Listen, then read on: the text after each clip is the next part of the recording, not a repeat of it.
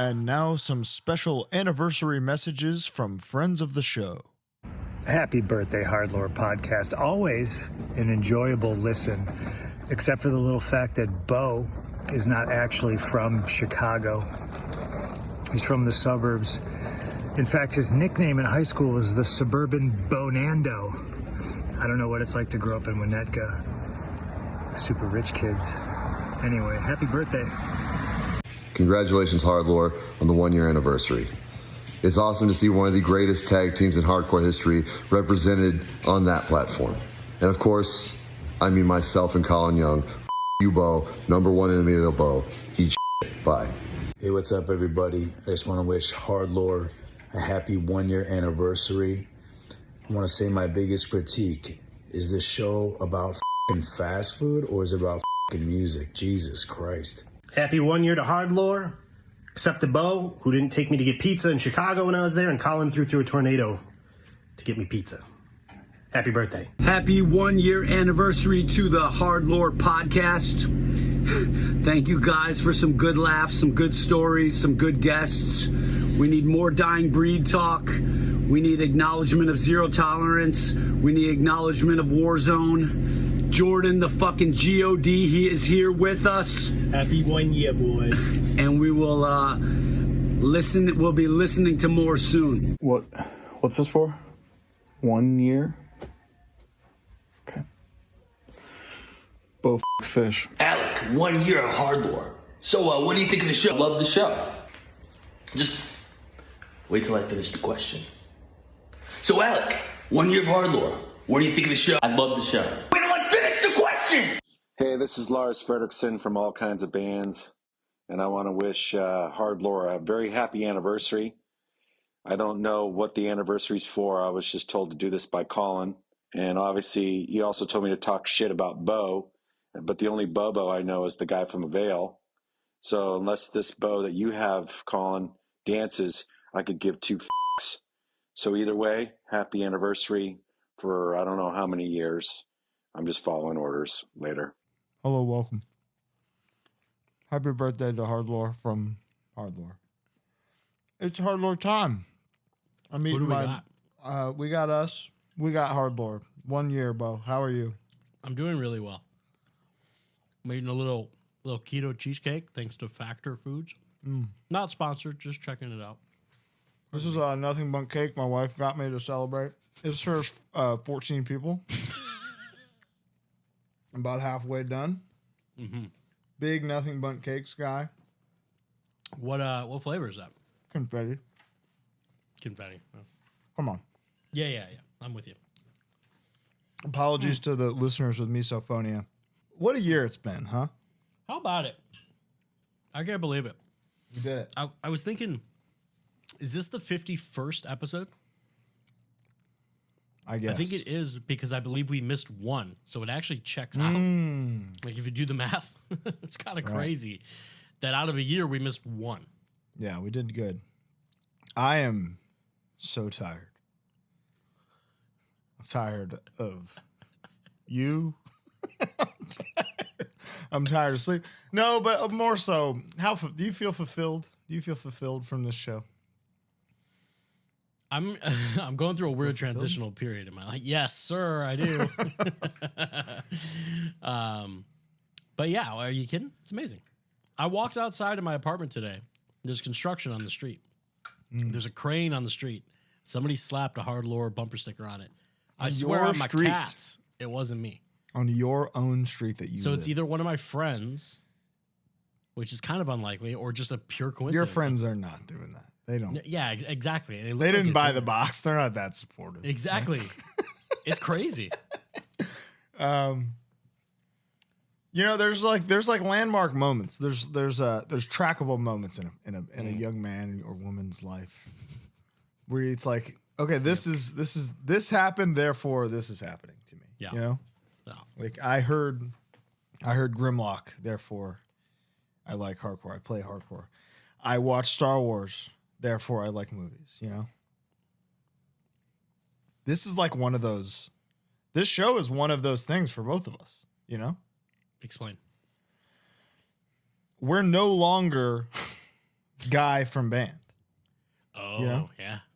Like most places I go now, if somebody wants to talk about something that I do, it's this. Yeah. So I'm a creative fraud, but an incredible entertainer. Welcome to the club, brother. Great to have you. Creatively bankrupt, comedically brilliant. You know, Morally depraved. No, morals I'm straight edge. You know, Yeah. morals good. Yeah. I don't. It's weird. Are you happy? weird. Yeah. Yeah, I'm happy. I'm a little bored. Just bored. I got nothing to do. Because you don't have a job. I don't have a job. I go to the gym. You want to start helping me more with the show? How often? You son of a bitch. That was so dirty. You asked me probably 3 times a week. Like, Yeah. please. Like, what can I do? Yeah. And it's just there's everything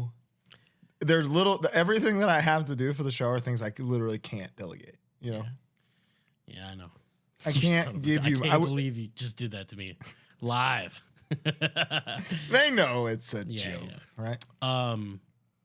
I would like to know some of your highlights. Looking back. HardLore is one of the great joys of my life. The Furnace Fest HardLore, Yeah, and then the recap episode, which I told you I watched like the second half of the other night, is like so fun. yeah. That's another life milestone because it's like, oh, I'm a ghost hunter. I am. I do that now. I did it once, therefore I am one. Yeah, I hope that one day that's all we're doing. straight up. Haunting and luring. Yeah, with friends. Yeah, absolutely. That's it. Just bringing up a pal, a Brittany Miller with us, you know, of sorts, You know, into a haunted place with a corn dog with a corn or two. or Yeah. that was Other cool. I highlights? remember because the first thing we did in person was Sound and Fury, Yeah. and that seems sort of like, oh well, this makes sense Yeah. because it's Sound and Fury. It's like purely a hardcore thing. We knew there was no work that needed to be done in terms of like wrangling bands for interviews. Yeah, Because it was just texting a guy Yeah. or something. And then Furnace Fest was like the next thing, and it was very like, oh, this is a little outside of our wheelhouse. And then it was like, oh, hey, we can kind of try to make content however. Just doing whatever. Now, the mini interviews give me the most stress of like anything. Really? Yeah. Fuck. I wish I could do that. Really? Yeah. If I could, I swear to God, I would. You'd only. However, I will say that everything that you do, you're digging a deeper hole because it becomes the style of like kind of our branding. You know what I mean? Yeah. So you're just gonna. It sucks, dude. It's so much work. It takes so long. A video editor that had to, if we hired a video editor that wasn't me, they would be rich with what it fucking costs. Like the hourly rate, if somebody was getting an hourly rate to do what I'm doing, they'd be living next door to Jerry Seinfeld or something. So the people know, how long does a 2-hour episode generally take? It takes probably 16 hours. For one episode? Yeah. Really? I Yes. genuinely didn't know that. Compiling, mixing audio, editing, exporting, which can take like 6 hours on its own. Okay. And I have to just stand by and make sure my computer doesn't fucking shut off. And then going back in to make a clip, and then a clip or two the next day. That's an entirely separate task. The reel that you see is like the hardest part of doing this show. Because it's like I have to pick out of 2 hours of 3 hours of stuff, 60 seconds that's gonna sell motherfuckers on this whole damn show. I hope you end this with a gun loaded. Whatever sentence this is starting. I basically I work 2 hours a week, and I sleep until about 11. Hit the gym, cook food, play video games. And that's how the show is made. So highlights, ups and downs. Yeah, I think the Justice episode. No, you know what? Fast food, the great food debate. Oh, that was kind of when we were like, wait. That was the one where we started sending that to people to be like, here's what we figured out. This is where we hit our stride. Yeah. Justice episode was two hours of like Howard Stern-esque audio programming that just never lulled or stopped. That was when a lot of people checked out the show, I think. Do you have a favorite? Like a number one? Besides HardLore. Like one favorite episode. Yeah, let's keep it to a guest because like the recaps are too easy to say. Oh, the guests. Yeah. I think I really liked Jay Mindforce. Jay Mindforce episode it felt like just kind of having a third host. Yeah. You know? Yeah, he was such a natural. Because he's so familiar with the show, Mm-hmm. It really lent itself to just making the show better. Instead of us having to like explain the bits and the segments and the stuff, he just knew. That's a great episode. Yeah, that was Maddie is our biggest episode now. That was personally very big for me. It was course. very fun. And then of course Josta. Come on, dude. That's the one. I'm still getting texts about that one, you know? Really? Like people like peripherally in my life being like, just checked out the Josta one. That was sick. And I think it was sick. I think it was. Well, I learned a lot. So I can only imagine how other people felt. And we barely got through 2 records. Dude, it took 45 minutes to get to Under the Knife. That's the crazy thing about it was that amazing. episode, is that the man is dense with facts and knowledge and dates and lineups and fucking Yeah. And you, so we went to the Discord today for questions, right? Which is a new thing for us. Oh, also, we have a funny little ad to do. I'm going to do this aside from the ad section. Okay. There's a tour right now that just got announced. What do we got? With Death Clock and Baby Metal. Oh, yeah, dude, fuck yeah. And tickets are on sale now. They want us to let you know that tickets for the Death Clock Baby Metal tour are on sale now. No kidding. You ever hear that Gimme Chocolate song? I don't know what she's saying, but I've never agreed with anything more. Do you know the song Karate? Because that song's actually like heavy. Yeah, I like the chocolate one much more. I think that's their master killer, personally. You know, is the Gimme Chocolate song. Yeah, that's fun. Huh? Yeah, so they want us to tell you tickets are on sale now. Anyway, we asked people for questions as well as their favorite moments of the show. So hopefully most people provided that. Yeah. Along with their questions. You want to start with you? Should we? Are we kicking off Q&A? What are your favorite moments from the show? Honestly, it's a lot of the shit that we don't really film, but just like the being able to like go with a friend and do stuff that's like doing well is pretty awesome, pretty life-changing kind of a thing, you know? Just think like simple things like flying and getting a hotel. Yeah. As a band is so expensive and stressful. So stressful. And we just don't have to worry about that. We don't have to worry about it, and it's like fun. It's still exciting. I'm not getting sick anymore.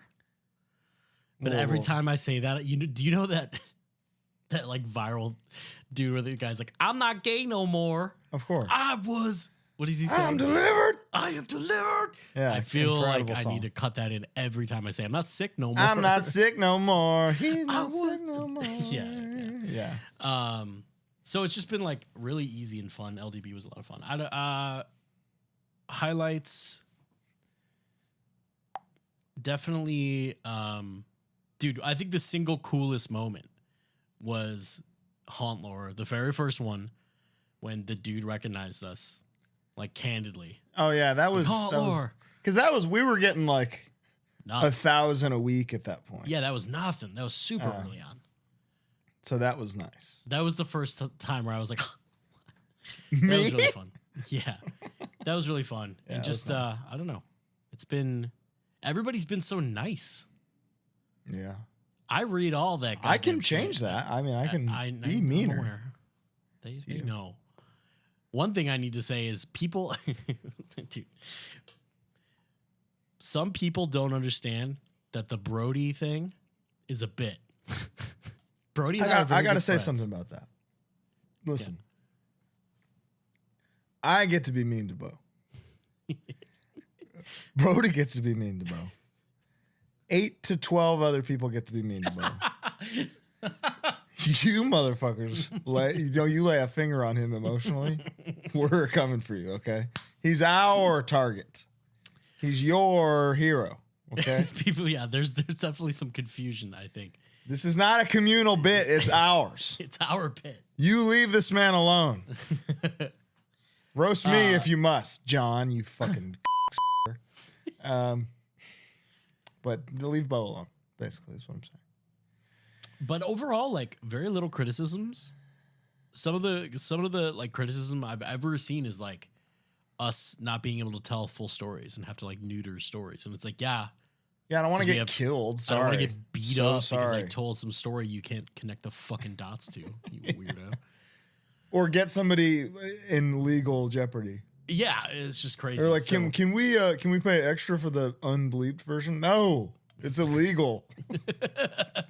Let's do some Q's and A's. All right, here's a really good one. Let's get to the meat of the episode. Why so funny? That's a great question. Shout out to our buddy Andrew Morrissey, who I'm not going through and finding fucking clips of the whole show. I won't do it. No, I won't do it. But there's a story we told very early on. Why don't you take it away, Bo? We were in Detroit, Michigan. And it was a cold night, and there was a manhole cover that was just pouring steam, Ninja Turtles level steam. And Dark Knight had just come out within like the last 2 years, maybe. Andrew ran, jumped in front of it, jumped into the steam, and said, at first he said, "Hey guys, look," and then jumped into the steam. Who am I? Yeah, and then why so funny? And he didn't. And other famous Andrew misquotes include ordering In-N-Out Monster style, diving into a pool and saying, "I'm James Bourne," and so on and so forth. I gotta get Emily to start making us like a list of. Yeah, we need a list. I'm sure they happen every day, and when he does one now, he knows and he looks at you and he goes, "Don't." Don't. Okay, first actual question. This is definitely for you, and I think it's a great question. Can you be too naughty in the pit? Like, yeah. Yeah, of course. Like, if you're purposefully... I've never been too naughty. But, like, if you're purposefully... Okay, I have two... we've said this before, but I have two actual qualms with anything. It can be like being on stage with your phone. It can be throwing shit, whatever. Yeah. If you're making the show about you, not audience, but singularly you, because look how crazy I am. Yeah, like get fucked. Like that sucks. That's just stupid. Obviously, people would mosh with machetes and shit. Like that's happened. Yeah, that's too naughty. We played the Tower. You ever played the Tower outside of Cleveland? Probably. I believe it was Cleveland, not Columbus, but it was definitely in Ohio. I think it's Cleveland. And there was like a mattress part of the wall and fireworks and marbles on the floor. That's fun. Yeah. Like that's fun. And it was the entire room just being rowdy. So it was agreed I upon. Adore. It was agreed upon. It was like the way that place went for sure. Totally cool. I'm beyond cool with that. I would say I am begging for it. Yeah. But if you're purposefully like, I don't know, No, so no. Yes, other than like a weapon that would kill a guy or girl. Yeah. No. I mean, there was a riot extravaganza that was stopped because it was certainly too naughty. Mm-hmm. That was pretty crazy. I was watching that, so even from a band standpoint of like, go nuts, not that nuts, it was like kind of the vibe. So it's certainly possible. I think as long as it's moshing, I don't think moshing, actual moshing, can be too naughty. Okay. That's my stance. Okay. So Once you cease the moshing, the dancing, and you're doing something else, maybe. do you but have not to me. I don't care. opinions on the term or act of crowd killing? I think it's awesome. One of the best things. Period. If there's a part that makes someone turn around and just start swinging fists at people, Yeah. It's a good part. it's a great part. It's a testament to the part more so than anything. I mean, think about that iconic picture of Saab spin kicking a dude in the face. Well, yeah, would that be cooler if there was no guy there to receive the foot to the face? Definitely not. Be a less cool picture. Be way less cool. It is what it is, man. And it is cool. When are you guys touring the UK? Ambiguous question. I don't know. Who's you guys? Yeah, exactly. I don't know. Let's see. A highlight Somebody was, make me an offer. yeah, seriously. You make us. Yeah, you get us there. I'm gonna come. Yeah, straight up. Spink in a graveyard is a top moment. Also, now I don't. He typed it kind of crazy. I don't touch my penis when I pee is a highlight. Yes. How do you do long division, Colin? Oh, long? Long, baby. Couldn't tell you. Really? Which one is long? Which one is long division? Long division is just when you do it. When you just. Oh. It's 785 divided by 14. Like. Oh, I would divide it by 10 first and then. Oh, really? I divide it by 4. I count backwards. That adds up for sure. When Colin said soda is the best part of the meal, dude's a genius. Yeah. That's a long. Yeah, I mean, everybody should just kind of. This man's inhaling it. Is that Dr. Pepper or Coke Zero? That's a Dr. Pepper Zero. I mean, like eating without a carbonated beverage Painful. is so fucking miserable. It's suffering. Oh, you want to know something? Oh, do I have a tragedy for you? Went to a Taco Bell yesterday in the drive-thru. There's a nacho fries sign, out of nacho fries. Which is just like kind of like, all right, but you go months without them, so whatever. Yeah. I mean, the demand was probably high, so you're like, oh, good for you. Okay, that means. And then I ordered my food, got to the pop, no Baja, Yeah. no Baja Zero, no Diet Mountain Dew. No Diet Dew is what is there left? Mountain Dew. Did you do that? I had Diesel. You had heavy dew? Dude, Dude, I had to have that's ice something. cream. What else is there? That's dessert. What else do they have? Oh my God. I would rather drink a Diet Pepsi than a full Mountain Dew. Dude, if you look at the carbs I'm telling you, I say this as a joke all the time, but like a bowl of spaghetti and a Mountain Dew, about the same. Should we check?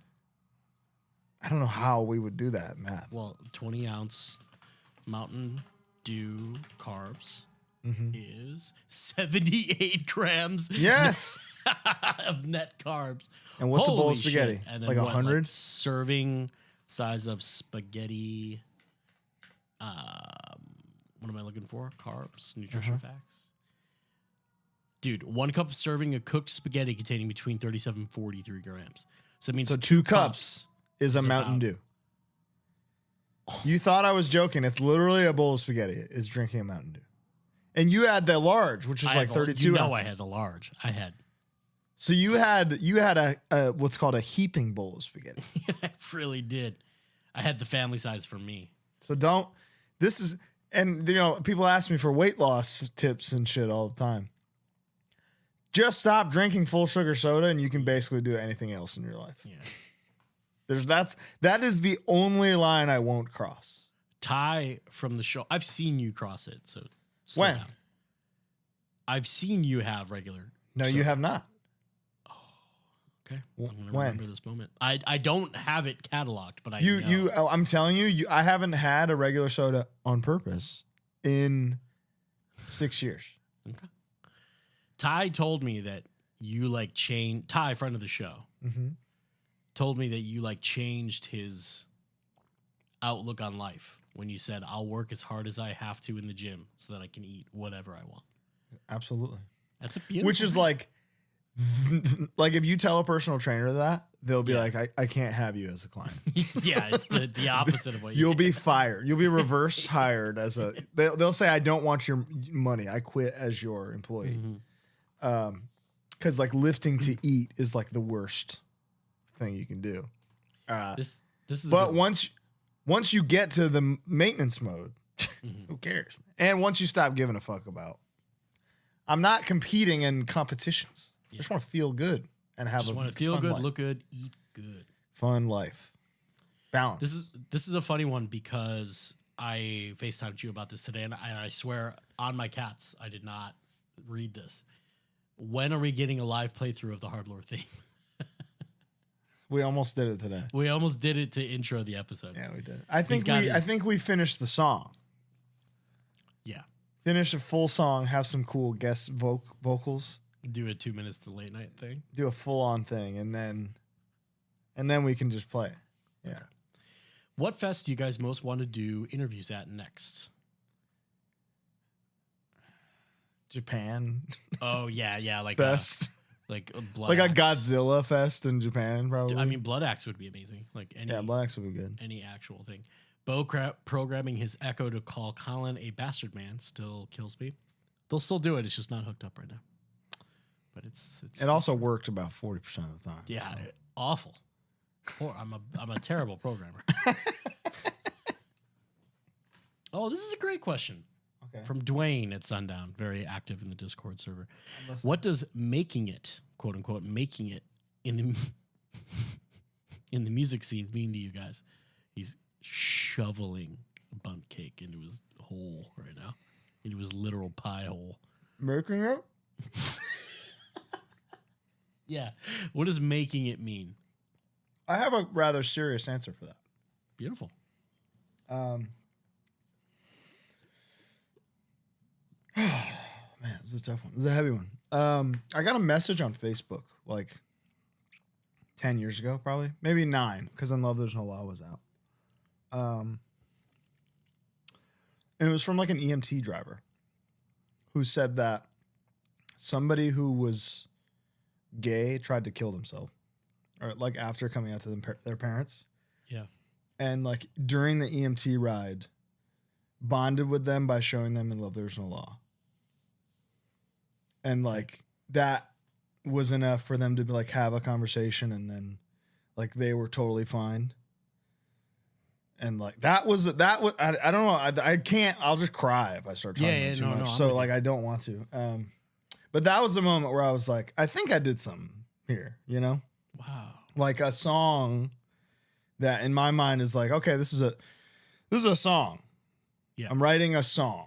I'm not fucking gonna change the world with a hardcore song, you know? But it affected one person in a way that was like, I'm not gonna say life-saving, because obviously that didn't happen, but like positively in a dark moment for them. Wow. And that was where it was like, I could never write music again and be fine after just reading that. You know? That's a beautiful story. Excellent answer. Thank you. Mine was like, I don't have to worry about bills, which hasn't happened yet, by the way. That's impossible. But, you know, it's simply one. There's like 8 bands that can do that amongst our peers. And your boy loves to shop, I'll tell you what. Yeah, absolutely. I just can't stop. Well, you got a good credit card? I'm about to get a good credit card. I know you got a real nice one. I have the Amazon one, which Amazon one is pretty good. That's I wish the points were better, you know? Yeah, I know. Sometimes I get enough points to pay the fucking Amazon Prime the monthly membership. Fucking I know. I got an Amex Gold. Okay. Which is not, you don't have to like do anything crazy to qualify for that. Yeah. But this is my first real card with points. Like real points. Oh, okay. 4X for restaurants, dude. I'm at a restaurant 2-3 times a day. I got so many points, you wouldn't believe it.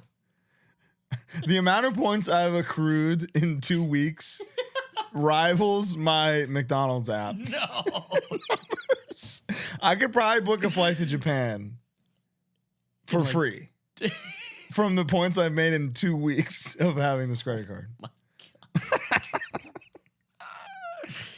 Yeah, I have the Amazon one is like my go-to, and then I have a Chase Sapphire as like my. I got a Sapphire too. I never got. You know what? The sign up reward was so crazy. And also, you used to get into the like lounge, like the United Lounge or American Lounge or something at airports with Sapphire. Yeah, it used to, not anymore. Oh, you don't anymore? I don't believe so. Because American made their own. Those fucking cheap bastards. Who has the better biceps, Bo or Colin? I will tell you one thing. Come on. What? That picture I took of you in Louisville, gambling, dude. Your arm looks insane in that picture. It was. I was getting a crazy pump from hitting the button. Yeah. And that's all it was. It was a smoke and mirrors. But the answer's obvious. It's Bo. I'm huge now. You're in the gym. What's your routine? What's your split like? Mondays are, so today was deadlifts, so back. Wow. Did you just do deadlifts or did you do? No, I did deadlifts. I know what split means, but I don't know the answer. Like, I don't know what mine is, but I know what that means. So I did deadlifts and like, I think leg press and lat pull down. Lat pull down? And rows. Okay. James made me a very simple, very basic. James gave you a pro. Wednesdays are like triceps, hamstrings, I think. And then Fridays are biceps, shoulders. Whatever. The fun day. Shoulder day is my favorite day. Oh, it's the best. Love it. You get that one vein going, and you're just see. I don't have the vein. You see, if you can look at me, you'll see. It's because you drank a full sugar soda at 7.5 years ago. That's why. Honestly, sugar. There's like if you carb deprive and then have like a gnarly carb, you look fucking crazy. When I was full on keto, we both just have sounds going on right now. Okay. When I was full on keto and I would like have like a little cheat meal, the next day I looked so good. Yeah. You just like. And I have no vascularity whatsoever. Maybe it's because I'm like body fat or whatever. Too fat to be veiny, I guess. Favorite moment: Bo realizing Phoenix is a food cheat code and still underselling. Does March of the Pigs belong to the greatest breakdown list? What? I don't know what either of those things mean. No, I'm sorry. The one who keep scrolling. Yeah, you lost me. Master killer of all movies. That's a great question. Oh my god. One? I mean, that's what master killer means, I guess. It's Silence of the Lambs. Really? Yeah, it is. I didn't know. I love the movie. I just didn't know you were a particular fan. I'm being pretty objective here, I think. Script, performances, direction,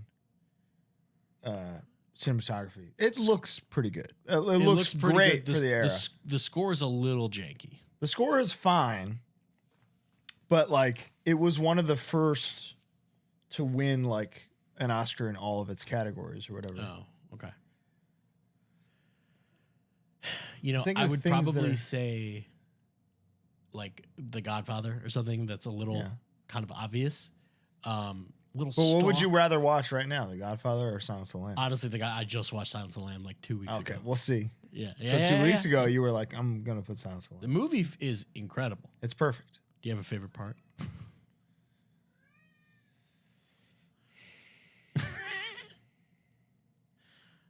The fake out when Clarice is actually at the house at the end.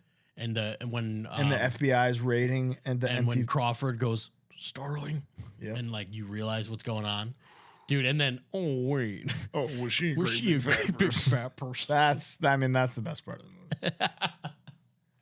She's just fucking dude. She's True Detective season 4. Oh, really? It's Jodie. Woo. Okay. Damn. Dude, season 2 was such a letdown for me. I never saw it. Yeah, don't. I skipped to 3, but I heard it's good, so it's not. It isn't. I'm going to like it to spite you. I think you will too, but that's just because you're full of shit. That's always. just me. But there at the end of the very first episode, I'm not going to spoil anything, but there's like a bit of an occult thing, and you're like, here we go, here we go, baby, we're back, and then it just is like never addressed. I saw Beau is Afraid last night. Yeah, what'd you think? Oh, I saw what you thought. I think it rocks. Yeah, But if somebody tells me it's the worst movie they've ever seen, you might. I would say I could see that. I saw Renfield on Saturday. I saw that too. What'd you think? I loved it. I had a great. You loved it? Yeah, I had a great time. I had a ball. Oh man, I liked how 90 minutes it was. You know, Yeah. Very. it was just like 89 sharp, dude. exposition. It feels like what, dude?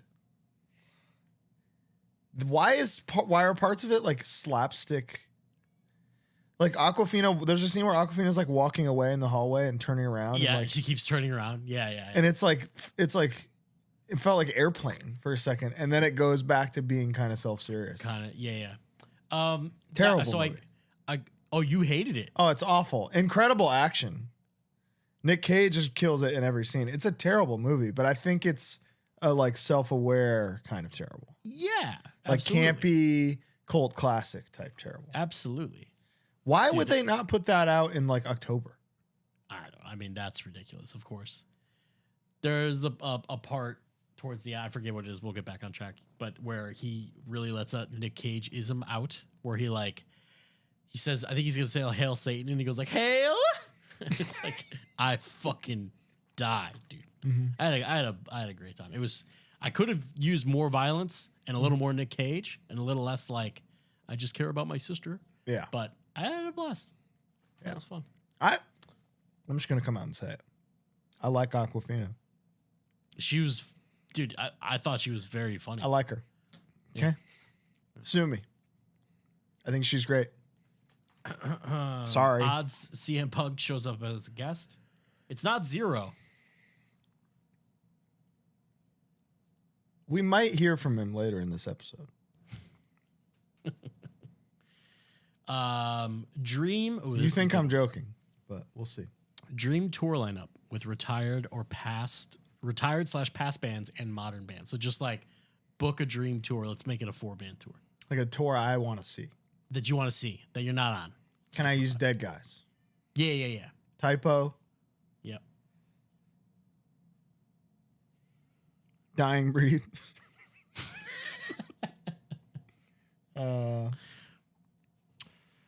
Marauder, Master Killer, Set, under Dying Breed. For some reason, I wasn't the agent. I'm just going. Yeah. He didn't promote. I didn't do it. Who's opening? A modern band has to open. Mm-hmm.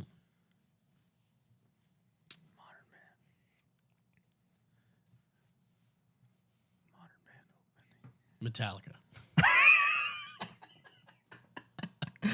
Modern band. What modern band would fit on that? You know? I just told you. I have no idea. Something witchy. Like Chelsea Ingrown. Wolf. Ingrown can open. Oh, Ingrown. Yeah, that'd be cool. Yeah, Mine would be Metallica headlining. I love it. Typo is direct support It's a good tour. for sure. Dying Breed. Chaos AD era Sepultura with everybody. Wow. Though. Wow. Andreas, everybody. And opening the Misfits. No modern band. No, fuck them. They said modern band in the question. You No, cheated. it said. Oh, it did say. It says dream tour lineup with retired/past bands and modern bands. All right. So kick the fucking Misfits off Misfits are off. and put Ingrown on. Put Ingrown on. Dead Body. Nice. We get I almost did a spit take as a bit, and then I realized everything I Just own is ruin all of in yours. front of me. Yeah, my life depends on these 8 items here, so I can't do a spit take ever. Sadly. Worst band you've toured with, played a show with, or encountered. Damn. I have a diplomatic answer for this. So if you want me to take it away, I will. Could you? Yeah. So we did a tour with At the Gates, The Haunted, and Decapitated. Mm-hmm. Decapitated, the actual guys in the band and their sound guy, delightful. Super nice, very friendly, just very professional, you know? They had a tour manager and a fill-in bass player whose names I don't remember, whose bands I don't remember, like nothing. Perfect. who were some of the worst people I've ever encountered. Wow. The bass player was just kind of like annoying, but he was like fine. But it was just like, oh, I got this 8-string, like just like just like please shut up. The TM for Decapitated was so. We had on our rider X amount of Red Bull. That's all we ever ask for. It's like Diet Coke, water, Red Bull. Cheez-Its, sugar-free Red Bull, water. It's the whole. Any band I'm ever in, that's the whole rider. Like stage towels, if you can, please. Oh, that'd be great. That's I wouldn't go that. I know better.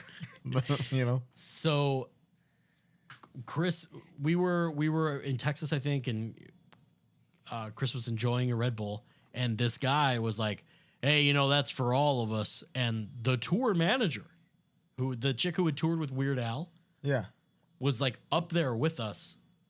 And you know what I got to do. I know you can hear it. You're turning the fucking. If you don't change this motherfucker's, I'm just gonna turn it off. I'm gonna have to kill you. I know. I understand. I was like, man, somebody's drilling or something.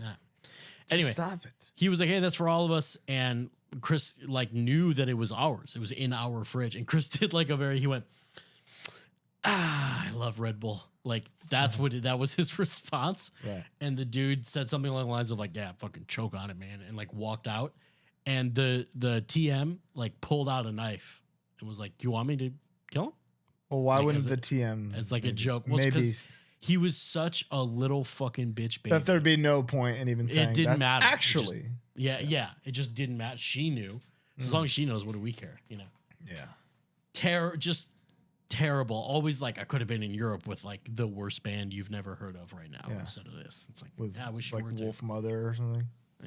Yeah. No, it was like could have been in Brussels with Wolf Mother right now. Yeah, dude. What was the question? Was it played a show with? Toured with. Or played a show with / encountered.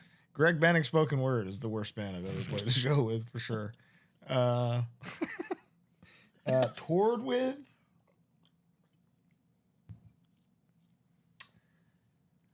We're very fortunate to be in a world where it's like that's not really gonna happen. No, we kind of go out of our way to tour with bands we want to tour with. Yeah. You know, I might be the worst band I've ever toured with. You know, I might be that answer for somebody's people. Like I toured that Twitching Tongues band one time. Oh my god. So that's fine. Greg Bannick Spoken Word. What's the next question? Next question. Favorite 2000s Billboard Top 10 hit? 2000s. Yeah. When did Teenage Dream come out? 2010. Really? Are you really this good at dates? Yes. With music? Yes. Do you remember the album Teenage anniversaries? Dream was the album was 2010. I can promise that. You were right on. Yeah. That took me 1 second. Are you good with like birthdays and anniversaries and stuff too? Oh, it's only applied. My mom's birthday is October 5th and my dad's is June 2nd. And I get this 2 and the 5 mixed up every time. I'm like, is it dad's birthday? Is my mom's birthday? You know? Yeah. On June 5th every year, I'll have already wished my dad happy birthday and I'll be like, did I miss it? Fuck. No. But 2000s, dude. Bleeding Love. You remember that one? Hum it. Keep bleeding. Keep bleeding love. No. I think it's Leona Lewis. Unwritten, dude. You know Unwritten. Sing it.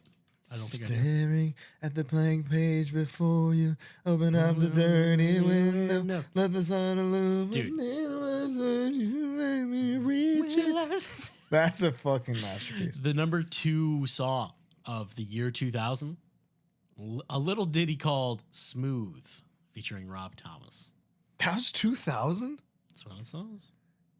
Yo, that song terrorized the Billboard charts straight up to this day. The airwaves, you can't turn on a radio for an hour. You can't scan around without hearing Smooth. Dude, the Matchbox Boys? Couple fucking tracks. Couple tracks.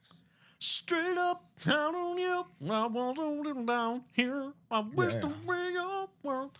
I didn't know that was 2000. That's crazy. Yeah, 2000. Number 6, Destiny Child, Say My Name. I'm still going. I mean, Dude, Umbrella, Rihanna Umbrella goes fucking crazy. 2000s Britney Spears shit was good too. Like, what was it? Was Toxic was in the 2000s, right?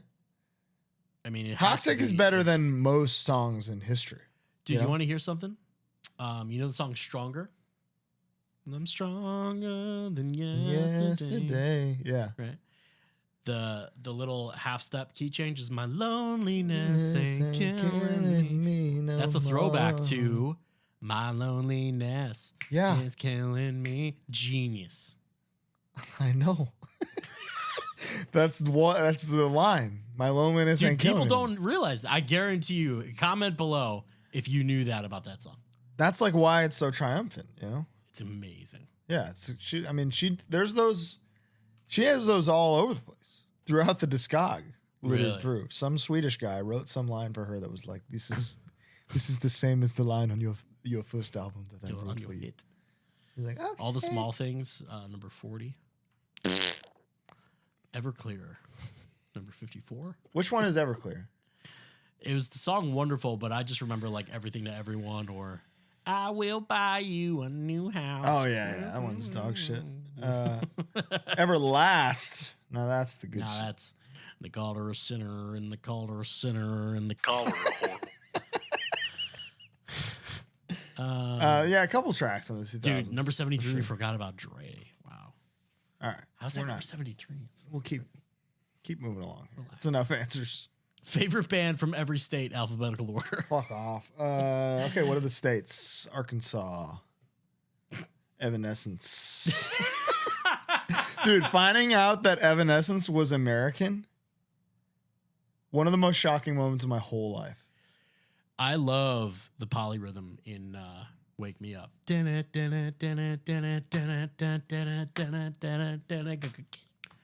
that part's awesome.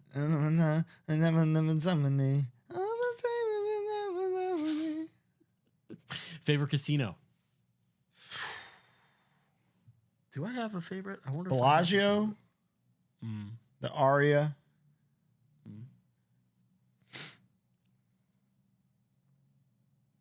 Those are my two. Okay, those are my top two. Yeah. Mine's gonna be the Hard Rock in Tampa, and the Caesars in Southern Indiana. Yeah. Thank you. But I mean, I love Caesar Southern Indiana now. I didn't for a couple days. No, you surely did not. Bo, if you ran a Choir Boy style mod rig, what would you use? What the fuck does that? Like what the hell does that mean? For guitar shit. Probably something by Earthquaker could do it, and like a Strymon. What the fuck is that? If you got the money, brother. Would you ever do a live performance of bands with interviews? What does that mean? Would you ever do live performances of bands with interviews? Like have them play on HardLore live? I guess. It says you have the connect with Taylor. Do you know Taylor? Young? Oh, this is a great question. From I would do that. That's a good idea. That is a good idea, I guess. Like live on HardLore. Grab a here. And then play we us talk to out him here, after. boys. Yeah, that's fun. Okay. What's your favorite album layout or booklet? Ooh. That's a good one. Dude, I showed you a picture, but I got the typo booklet. Right. Fucking amazing. It's so nice. Yeah. I have a Danzig 2, I believe it's Lucifuge, tape that folds out into a cross, but it's upside down because of the way it's orientated. And that's really fucking sick. Layout. Can't be your own. I made some good ones. Layout. Anything with like a nice sparkly gold or silver on the front? You know? Like a shiny. Oh. I remember Triptychon has really good layouts. Oh, really? They always do like they only do 1,000 or so of like every single thing. It's like a 10-inch. You know I hate 10 inches. I know you do. But it's like a 10-inch box set. So it's very cool. Someone lost. Yeah. Someone broke just even. Yeah, exactly. Question. Do you think the overwhelming positive reaction to Knocked Loose set at Coachella leads to more hardcore adjacent acts at more traditional festivals? Yeah. Yeah. I think so. It's funny that hardcore fests want to be Coachella and Coachella wants to be a hardcore fest. You know? Wow. Like they want to have. I bet you fucking Mind Force is playing next year or some shit. You know, they're gonna see the TikTok of the girl with the pink tights getting fucking whopped, Dude, and they're gonna be like, obliterated. she gets hit so hard, it's crazy. They're gonna be like, we can need that on our fest next year. I need sun hats flying. Yeah. Meanwhile, a lot of fests are like emphasizing non-hardcore bands. You know, Right. Yeah. It's a mixed bill. Yeah. I'm a firm, it's a cliche, but I'm a firm believer of rising tide raises all ships. It just does. Knocked Loose has what is being considered like an all-timer Coachella set, not even just like an all-timer like And they got not even like a regular on all spectrums of music. They're having one of the sets that people are talking about. Yeah. So then they're gonna post your fucking band's demo a week later. And now some plebe who just saw him at Coachella bought a fucking puka shell, and now they follow Brian. They're gonna be like, "Oh, I heard your shitty demo. I love it." You know. So you never know. It raises all the ships. This is a great one. Hit me. Favorite spelled with a U. So we got a spy. Next. Favorite objectively bad movie. Oh, that's a great question. I have one that is immediate for me. I have so many. Waterworld. Dude, Waterworld was a hit. But did it? Yes. It has so it. Is it an objectively a good movie? No, but it was. I don't think it was. I mean, it was such a hit. I saw it in the theaters. I remember. And you loved it, right? It had a show at Universal until like 2 years ago. Yeah, I saw it. And how I awesome saw it was a few years ago. It was fucking amazing. The Mariner, yeah, dude. that means that it did well enough to justify a show. At Wild Universal. Wild West. You love Wild Wild West? I think Wild Wild now West. That's a bad movie. That it's fun, dude. The fucking back and forth that Will Smith and Loveless give each other when they first see each other, and it's like a racial joke versus a ability joke. Yeah, crazy. Whoo, it's crazy. Yeah, that movie is incredible. You know, that's the guy who plays Lockhart in Harry Potter. Yeah, Gilderoy. He's a director. Yeah, well, he directed the first Thor movie. Did you know that? Oh, Jesus Christ, did he? Yeah, Kenneth Branagh is his name. I think he might be a Sir Kenneth Branagh. My apologies. He's no joke, dude. He's like he's been knighted, mother. Mine would be Mortal Kombat Annihilation. Yeah. Sick movie. He tears Terrible. off the arms. Dude. That part is so stupid. Yeah, oh my God. It's like the real power was in me the whole time. No. You're not supposed to even have those arms. You're supposed to be like a beacon of hope for like it's supposed to be a cool thing that like he's part cyborg, you know? Right. He doesn't just have enhanced arms. I'm criticizing my own pick for best bad Mother, movie. you're alive. Too bad you shall die. I always thought that was what's her face from the OC? Marissa's mom. I thought it was Marissa's mom. Turns out it's just a lady that looks exactly like Marissa's mom. Sindel. Playing Queen Sindel. Motaro looks fucking badass. Dude. Sonya recast, Raiden recast as Mr. Big from Mr. Big. Oh no, not Mr. Big. He's Not a Mr. different Big. guy. Right. He's the other guy. The other guy. From Sex and the City. Dude, Johnny Cage dying immediately. Garbage. Taylor would say 47 Ronin for this answer. He loves 47 Ronin. Is that not a good movie? Yeah, I think it's most people would say it's a bad movie. Objectively bad movie? Yeah. You know? I think Wild Wild West counts. Yeah, no, it is. It does. It was reviled. Yeah. You know what? This is a generational divide, this one. Okay. Hook. Fuck. I can defend Hook. That's what I'm saying. Until I'm blue in the face. Spielberg doesn't even like it. Dude, for those of you who don't know, screenplay Carrie Fisher. Special effects assistants George Lucas. Spielberg directed it. John Williams did the score. Yeah. Dustin Only did John Williams do the score, it was supposed to be a stage production. So there's full songs with lyrics and vocals and everything written by John Williams. Dustin Hoffman, Robin Williams, is it Glenn Close? Who dresses as a pirate? Oh, it's like a fun cameo. Yeah. And Julia Roberts. Dude. I Movie's amazing. I adore, and Maggie Smith as Lady Wendy. I adore that movie. Anybody over like 35 or like 37 right now fucking hates Hook. Really? Other than my dad. My dad was fully down with Hook. But like there's a weird thing where if you were a certain age, Hook sucked to you. Oh, that's so funny. But like people our age and younger were like, this is the most magical thing. I'll cry right now watching. When I saw John Williams perform with the Chicago Orchestra, they played la, la, la, la, la, and I was like, I was fucking dying. Yeah. It was incredible. And you know the kids at the end, the You're the Pan Now scene? They didn't know. Yeah, I know. None of them knew who he was going to pick. Dude, when he like... it's so fucking good. Dude, Hook is incredible. Hook is incredible.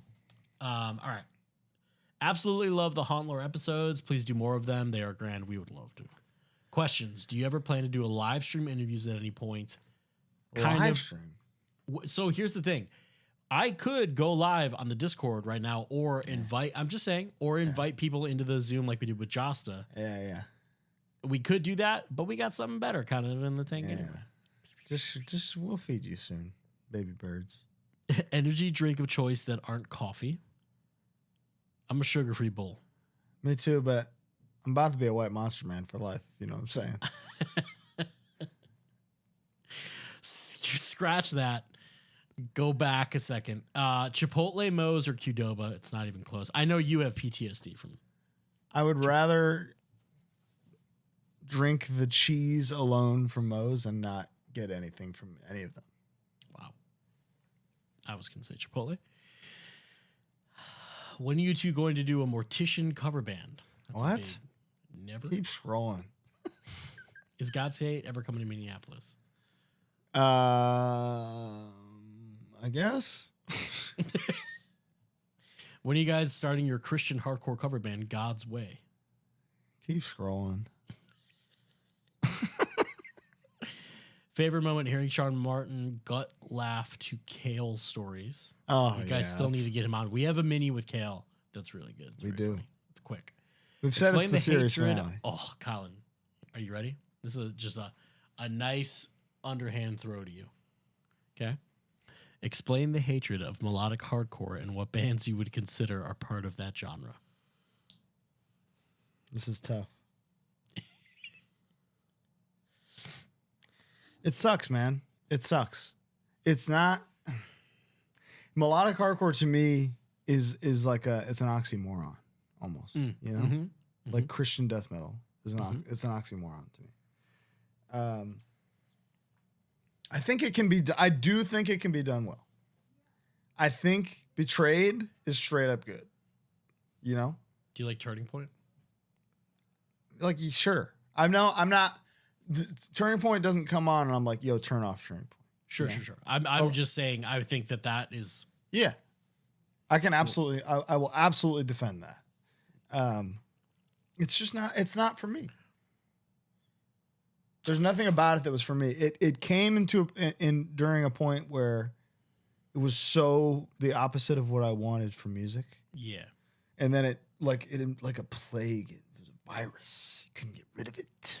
It was everywhere. It was everywhere. It was scary. Oh, jean shorts, swagless. That's the other part. It's swagless as well. And I'm guilty of it. I'm saying these things because at the time I was guilty of it. Would you consider? And this is certified friends of the show. I'm not even trying to throw shade or rustle any feathers, but Have Heart. Yeah, but they got pits, dude. They do got pits. I think melodic hardcore bands are pitless.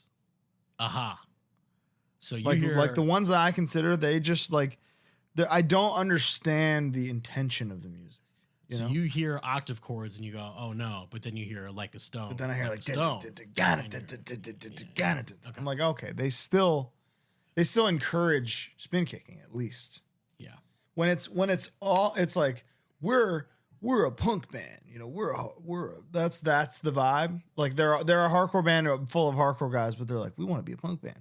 You know what it's and they're a lot just of? doing what's that? It's a lot of like eighth notes on kicks with cymbal wash, just like and I will die, just like builds to nothing. Thank you. You know, like I never got the purpose of that. Yeah. You know? Yeah. I think if you enjoy it and because there's like lyrics that are like meaningful or it's like catchy, then I'm lyrics second. You know? Yeah, absolutely. Lyrics second. If the tunes rock, then and I like the noises that the guy is making or the girl is making, then I'll read the lyrics. Yeah. And then I'm in. But some of my favorite songs in the world, I don't know all the words. Oh, you know? Are you kidding? You think I know I don't know if I know all the lyrics to a single Metallica song. How could you? There's too many. There's so many. Dude. Yeah. We're doing that soon, right? Yeah. Reviewing the new Metallica? Yeah. Maybe next week? Okay. This one's for me. How we've met would be fun. We've covered it. Go back to the very first episode. Yeah. Second episode. Colin heaping glucose. We met as most people in our kind of world often do, is just kind of through other people. Mm-hmm. It was a parking lot of a fest. Yeah. Food is always talked about, but usually in regards to meals. As someone who snacks hard, I want to hear your thoughts on snacks. When at the grocery store, what is the master killer of snacks? I'm a popcorn man, so catch me smashing whole bags of Skinny Pop on the regular. Amazing question. I don't really snack all that much. Snacking is every person's kryptonite, you know? Yeah. Because you could eat 2 pretty bad meals a day and be pretty fine. You know? Because there's going to be some nutritional value in all of them. Snacks are where you are eating empty, no nutritional value type calories, you know? And while you're probably on the couch or working. Chilling. Just chilling, yeah. But I love a snack, so there was one dude, the like sickest I ever was with like eating disorder stuff. I planned out my exercise routine and my diet so that I could perfectly eat a whole box of Cheez-Its a day. Like to the calorie? Yeah. Like to the amount, the grams of carbs that were in a full box was the only carbs I would eat a day. But I would eat that full box a day. I think it's cool that you talk about that time period.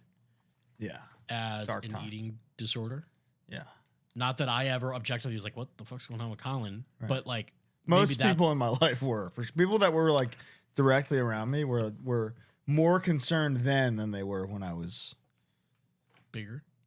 Yeah. Huge. But it's an amazing, you know, you went from skinny little man to not skinny little man to a skinny little man to thick ass boy, you know. Yeah, and that kind of happened throughout the.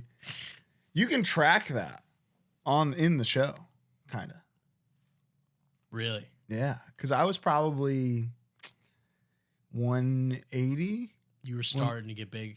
Yeah, I was 180. Well, I got big, broke my hand, got small. Right. You know, just started doing crazy cardio, and then got down to like 180 or so, a soft 180, 175 maybe. Can't imagine. I'm about 220, 225 now. Rock hard. Other than I'm 205 pounds. the soft parts. It's fine.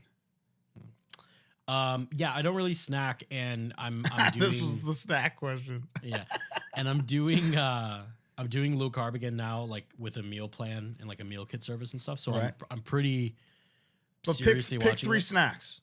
Like the of all golden time? arches of snacks. Okay, great question.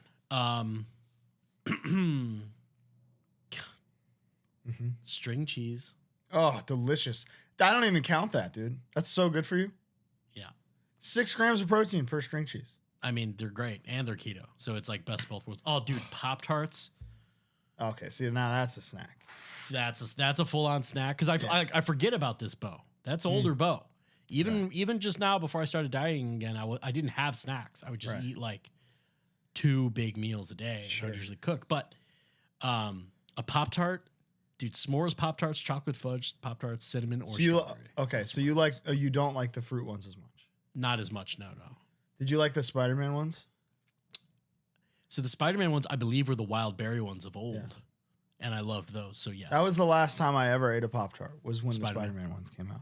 Because I was like, I want to be have solidarity for Spider-Man as a kid. You know, so I wanted to support Spider-Man, so I got the Spider-Man Pop-Tart. Let's see. What's the third one? Cereal? Cereal doesn't count. That's a meal. How It's does a it not delicious count? meal. So many people snack on cereal in between meals. So many people. But you're not getting cereal at a fucking gas station on tour. You know. Okay, great. Excellent point. Yeah. On tour then, Reese's Sticks. Great answer. Oh my god. Those things. Mine would be And then Sun Chips. which flavor? I'm a blue bag man, or the garden salsa, the red bag, if you can find them. They're rare. That's Subway exclusive at this point. Like Target. Yeah. Target's got For me, it's hot and spicy Cheez-It. Yeah. Best snack ever. Yeah. Is the best savory snack of all time. This doesn't really count, but this was my after school snack. The 2-pack Red Baron deep dish pizza. Oh, dude, fuck yeah. The one that's like It doesn't that big. count. That's a definite meal, but I'd crush both of them. I wouldn't eat all day. I would starve myself all day so I could get home and eat both of them. Mhm. And my dad would get like 1 pack of those a week. So it was like my snacks for the week. I was gone Monday at 3:30 p.m. dude, I loved Hot Pockets too. Meatballs and mozzarella Hot Pockets. I preferred Bagel Bites and the Red Baron deep dish over that. Do Bagel Bites count as a snack? Definitely. That's the best. That's better Dude, than when pizza's on a spicy bagel, Cheez-Its. Colin, you can have pizza anytime. Okay, then the Bagel Bites are the best snack of all time. They are so good, dude. Like to this day, I had another era in my eating disorder where I was like, you know what? These aren't that bad for you. And I was working them into my plan, you know? Wow. Like that was my post-workout thing was like 40 Bagel Bites. Wow. The full party pack, the family fiesta pack of Bagel Bites. Does California/Chicago have ocean? That's good. Good callback. If you had a signature dish or item from a restaurant or fast food joint, what would it be and where would it be from? What would the COLIN McDonald's meal be? Oh, like what would the like HardLore McDonald's meal be? like if we got like a Travis Scott type Like thing, the Cardi B thing, yeah. it would have to be a little bit of both of us. Yeah. It would be 2 large Diet Cokes, right? Genius. Yeah. 2 large Diet Cokes. Mandatory. Just Easy. 2 large fries. 40 nuggets. And a Big Mac with no cheese and extra sauce. okay. And then what would your thing be? I would do a McDouble ketchup only. Dude, this meal would be huge. It would smash. This would It would be kill. like $16.99, but we'd kill it. Stats $16.99. Dude. Lately? How much is 40 nuggets? $10. Oh, a lot. Yeah. No. Yeah. 40? I think it's $10. I think 20 is No. $5. What? Nugget economy has improved while everything else has Let me check my app. faltered? Let me see here. That Deals. can't be possible. That's like Burger King prices. Nuggets and meals. Yeah. 20 nuggets, $6.99. Wow. 40 That's nuggets, crazy 'cause- $12.99. Dude, 6 nuggets is like $4.99. So it's like you might as well get 20. Yeah. So 40 McNuggets, $12.99. Okay. 6-piece spicy McNuggets? Dude, they have spicy nuggets? No. It's on my Spicy app. nuggets are back? This is breaking. We gotta go. Wait, are you kidding me? It's on my app. Dude, we got to wrap this episode up. Get DoorDash on the card, dude. This is real? Wait. It's on my app. I don't know. Wait. This is huge. Not for me. Not for me. What does that mean? You know what it means. You're a fucking piece of shit. Next question. Follow up. Will you ever do another listeners' stories? I have a couple in the pipe that I'd love to hear. Those are our worst episodes of all time, so absolutely not. Those are our 2 lowest episodes across the board. Is that true? Oh yeah. Sorry about that, Radical So no. Corpse. But you can Q&A us some. Favorite underrated fast food chain? I do have one that I feel like is rarely talked about. We've kind of talked about it, but Steak and Shake, pretty fucking good. It is underrated. Underrated. It's kind of accelerated cuisine, but dude, also Noodles and Company. Yeah. That's accelerated cuisine. That's accelerated cuisine for sure. I love Noodles and Company. To me, because when you think fast food, right? You go McDonald's, Taco Bell, Burger King, Wendy's. That's where your mind goes. Mm-hmm. Popeyes is fucking elite, dude, and it needs to be in the conversation. We need to have this. What is that? What do the people, those fucking idiots, say on Twitter and stuff? You're not ready for this conversation. Yeah, we're not ready for this conversation. That Popeyes is underrated, even though people put respect on it. Yeah, it needs more respect. Popeyes is incredible. There are 2 near me, and they're in the worst possible locations. Just you have to. Not even like neighborhood wise, but just like to get to. They're just like on the corner of the busiest streets. Like you can't. It is literally. I think there's one on Satakoy and Sepulveda, which is Sherman Way and Sepulveda. It's one block away. Sherman Way and Sepulveda is like the traffic wise the most dangerous intersection in Los Angeles, California. And the Popeyes is 1 block away. There's one across the street from the Pro Wrestling Tees store. Oh. It's on my street, actually. That's a excellent answer. It's Popeyes underrated. is fucking great. Yeah. Let's see here. Favorite moment. The HardLore where for the entire episode, Colin would get to a new area and say, "You think anyone has ever spin kicked here?" And then do a spin kick. That was his favorite. Yeah. Time? That was a favorite moment. Me too. Let's see. I don't recall ever hearing you guys talk about Freddy's, the burger place with the red lettering and the white. Never been. Also curious if you ever tried. Also curious if you ever tried Illegal Pete's because they hook up touring bands. I have. It's at Grand Junction in Colorado. It's like a Chipotle kind of Moe's kind of place, but if you're on tour and can prove it, they give you food. So respect to them. Yeah, I like that. I like anybody that does that. I will abuse that system happily. Will we be getting any more segments for the show? Weekly coverage of new releases in the scene? Have thought about that. Yeah. Instrument playthroughs or lessons? No. Track breakdowns where you have an artist go over recording process and fun facts about the songs? Possibly. That's some hard lore. It's pretty cool. Yeah. But I'd want to do that in person. I want to make sure that was. Yeah. And we would need a tailor. Multiple. We would need an engineer or something. Yeah. What metalcore bands do you guys actually like? Define. Okay, now I want you to, because I saw my buddy Zach Nelson, 185 Miles South podcast. Check him out. Ask, what is metalcore? By all intents and purposes, and definitively and objectively, Marauder is a metalcore band. That right is like Marauder and All Out War. And All Out War. Like Ringworm. that's metalcore. Metallic. Yep. core. Yeah. I don't know what this other stuff is. It's got that should have its own name, but I guess it's just easier to call it metalcore. It's classic metalcore versus modern metalcore. Totally. Kinda, but know? like if that means we get to claim Marauder and All Out War as hardcore bands, then so be it. Fine by me. Fine. Brother. Yeah, fine. But if we're talking that the kind of colloquial use of the word, I like Dead to Fall. Yeah. I mean, Disembodied is that, and I But feel they get the you know hardcore what? pass, don't they? You know what, What? Bo? What's that? The blueprint for what these metalcore bands are doing is Cave-In. Oh, yeah. Cave-In is the best metal, of that. If that's Yeah. what we're calling a metalcore band, it starts and ends at Cave-In. To me, Skinny jeans. One guy's wearing skinny jeans with flip flops. the fucking little carabiner is dangling with his keys off and the tour laminate on it. Yeah. Slamming so hard against his fucking All over belt, the place. Yeah.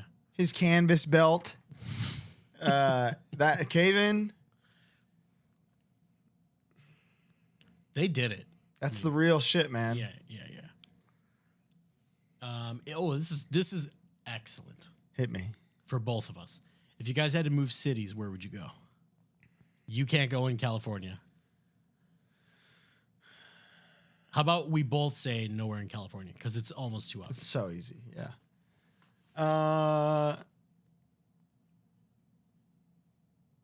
Boston, Massachusetts. Really? You'd Yeah. go to the cold. Yeah. You know why? Because I have an Arc'teryx Beta insulated jacket. Wow. Thanks, Bobby. Thanks, Bob. Friend of the show. I'd go to southern Colorado. It's kind of shittier, so it's cheaper to live there, and the weather is less bad. The weather's less bad? Dude, fucking Denver gets more sunshine than Chicago. It's Oh insane. my God. That's where you choose in the whole country? Yeah, I really like it there. Legitimately. No diss to Colorado. Everybody I know from Colorado Yeah. don't live in Colorado no more. Yeah, but they also don't live in a place where it's fucking flat. And I You still don't- get 6 months of snow. You don't like the flat? Yo, it snowed today. Did it really? Yes, it was 80 degrees on Friday. It snowed in Chicago today. That makes no sense. You know where I'm a big fan of? What's that? Pacific Northwest. Oh, I mean, Gorgeous. no problem. Oh my God. Put me in Vancouver or fucking Seattle. Oh, Portland. I would live in Portland in a I live heartbeat. in Portland. Yeah. Yeah. That's Big- easy. And you know what? I love my dad. My dad lives in Texas. Texas. Yeah. I love visiting Texas. But maybe it's a visiting thing, you know? Yeah, because that's the thing, right? It's I love How going to long until I have to kill a racist guy? You Yeah. know? 0.3 minutes longer than you normally say. It's yeah, exactly. I love Vegas. I don't think I could live in Vegas. Oh, dude, Reno, Sierra Nevada, up Oh, there. Reno is actually Reno's amazing awesome. because it's 2.5 hours from San Francisco. Yeah, no, Reno came up in a big way in the last decade or so. Yeah. It is it's mini Portland. I could live in Reno for With sure. the scene. I actually think I could. Yeah. I'd be open to it, put it that way. Me too. Lana, if you're listening, I'm lying. Just making Bo happy. Don't quote me. Similar to the fast food question, you're driving down the highway and need to stop for gas. You stop at the holy grail of gas stations that has literally every snack or drink you can think of. What are you grabbing before you get back in the van? That's it. We did this already. That's crazy. The synergy. The high. It's an amazing question, but I great beat you to it, and the answer is hot and spicy Cheez-Its. And what do you get to drink? Ooh, it's a magical one, right? It's a magical one. They got everything. The Wawa half and half iced tea lemonade diet. The Arnold Palmy. Oh my God. The diet one is so good. There's no reason being that good. It's one of the greatest beverages on the planet. Specifically. True nectar. What are the worst times where you guys felt like giving up on music? You've talked about this. Oh, pretty come openly. on, dude. Yeah. November 1st, 2015. The day after Disharmony came out. You know the Twitter thread that keeps going up where it's what's the biggest I'm not him Yeah. moment in history? I was gonna respond with just the album art of Disharmony, but I didn't want to make it about me. You know. Yeah. That was, dude. Disharmony damn near killed me. I'm not joking. I'm joking. That was it. Where I was like, this is the last music I'm ever making. You know. That was it, and then it wasn't. Thankfully. Yeah, I got like 2 or 3 more records in me. Probably. You got more. We'll see. Yeah. We got to do this Alice in Chains band. You got it. What's favorite Elden What about you? Ring? Oh, giving up on music? November 1st, 2015. Can't win it. Almost, it's never a,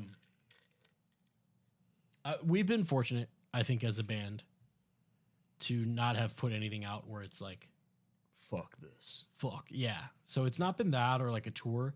We've been fucking brutalized with like crime and stuff. Yeah.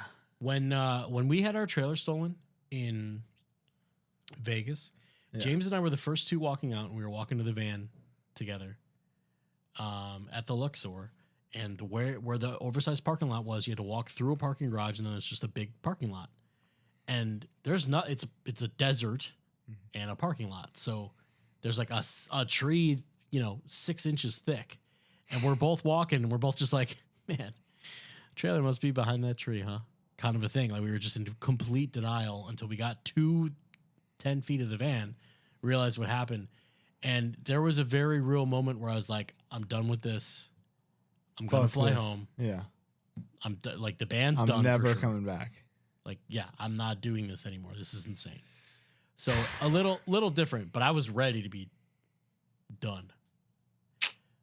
This one's for you. Favorite Elden Ring build? A spell sword. Come on. Next. Easy.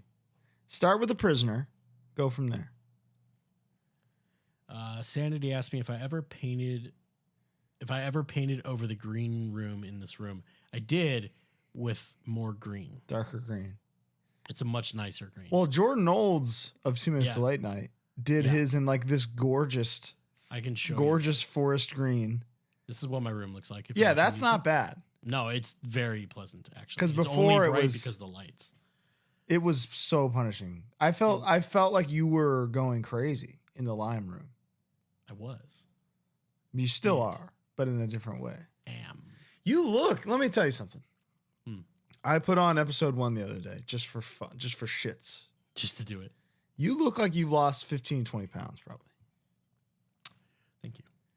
Is that true? You think? No, it's like metrically provably not true, but you're doing something different. I'm doing something and different.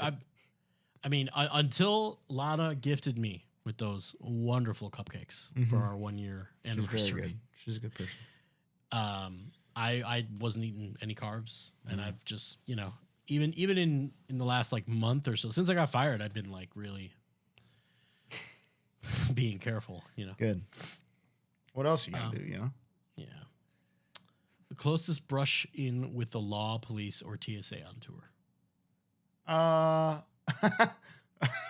This is classic. I think I told this in the Justice episode, but on my very first European tour, this is probably not my closest one, but this is the most podcast friendly one. Half the tour bought these like industrial strength green laser pointers, and we were just pointing them at planes and people. Like instant, like we were just walking back to the hotel, like la la la, and thinking like, damn, you can see it on the plane. That's crazy.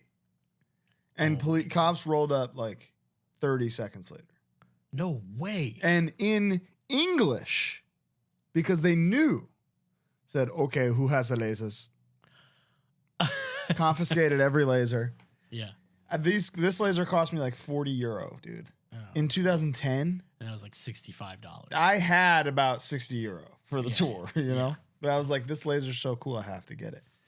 That was a good. They didn't arrest anybody or anything, but But I'm pretty crushed to this day about the loss of my industrial strength green laser pointer that I got in Italy or Germany or wherever the fuck I was. We landed in Japan, and they were going through all of our bags after we landed. Sometimes they'll do that. They found James' workout bag with chalk in it. And the dude, he didn't speak any English. The Japanese, border patrol guy or whatever, customs guy, for real went, and like thought it was like a brick of Coke. Oh. Yeah. Yeah. And James And I had to be like, no. And I grabbed James' arm. I was like, he's, and they were like, oh, and like did a little test strip or whatever. Damn. And we're good boys. We don't really We're do very it. good boys. know. Running with the law. Yeah. I don't know. I don't know either. Worst injury on tour? You've been sick. You ever been injured?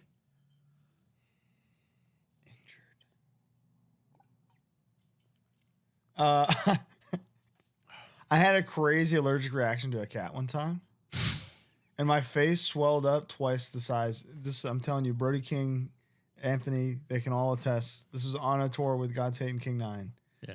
My face was double the size. Oh my God. And it looked like a completely different person. I don't think a single photo exists. That's it. But it was like, it was crazy. How's that possible? That I no don't one know. took a picture. Yeah. No, I think they're out there. But if you have them, please send them. These are two great questions. Okay. When are we getting a Twitching Tongue show? And does Colin have a problem with gambling? Next question. What are your Wawa orders? Oh, the gobbler. What's the? Oh, is that the turkey thing? Yeah. Yeah. The gobbler with 2 Arnold Palmers. Diet. I love a meatball Sammy. Loaded up with like provolone. Dude, I mean when it's not gobbler season, I'm getting the pepperoni pizza sandwich. Yeah. There you go. There you go. So good. You put And it's marinara very similar on, to the meatball. You put marinara on any meat, and I'm like down. I don't really need anything else.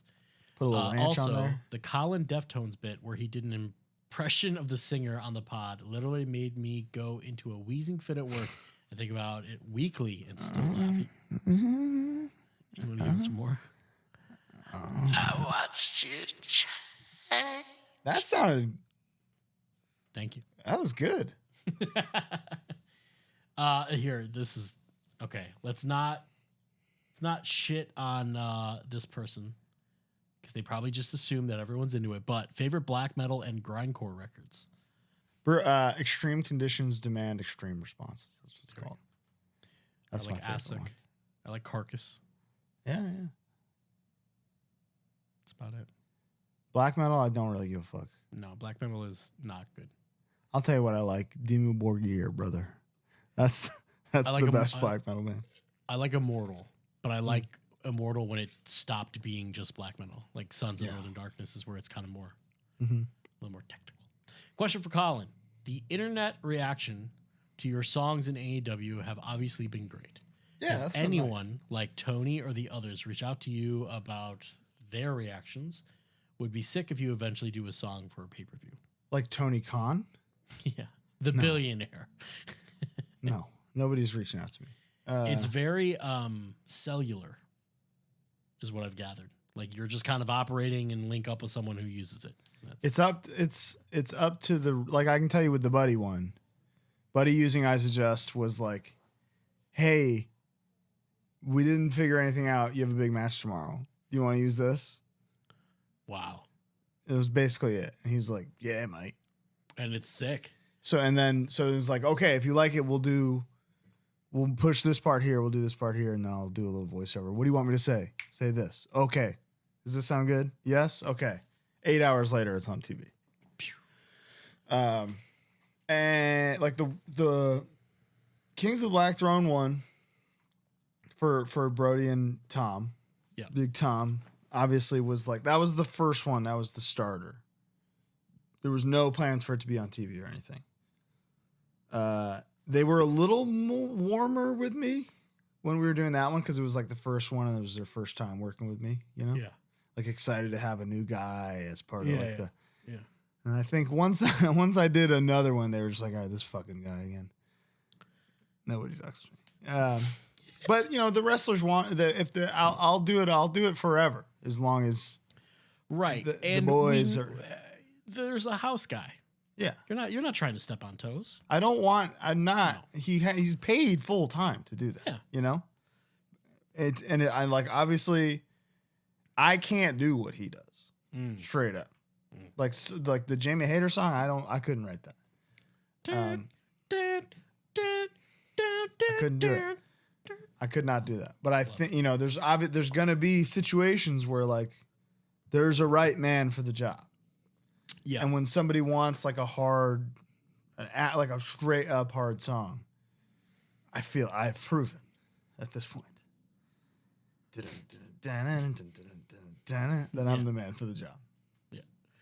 But no, but the boys, the locker room is the most receptive and excited and cool about it. So that's been cool. Favorite air drum along band while listening to or watching live? King Diamond. King Diamond. Oh, watching live? Yeah, it says it's listening Harm's to Way, or, King Nine. It's true. You do be air drumming. I know every one of them fucking things that he's about to do. Even the live ones. Even the live, I know the live. Get through the guts, get through the guts. I know that one. That is Mills. And then the Breeding Grounds when he switches to the Crash live. Yeah. I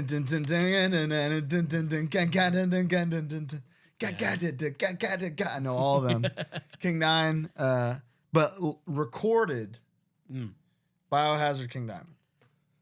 I think for me, it would probably be like, again, I think I can do it, but I can't. I'm not much of a drummer at all. But like Ghost is very fun to air drum too. Yo, the first guy they had, The open-handed guy. the open-handed guy who never stopped counting with the left foot. Oh, really? Is he always? He's a fucking beast. Yeah, he's awesome. That hi-hat foot never stops. All his fills were so wristy too. Very wristy, but it's like if you subtract that left foot, for me, it's like, oh, this is child's play, you know? But the fact that thing never stopped Really? is crazy. To me, like as somebody who started playing drums with double kick, Yeah. the hi-hat, any drummer out there that can do the hi-hat foot never stopping. Is that like the flex? I think they're amazing.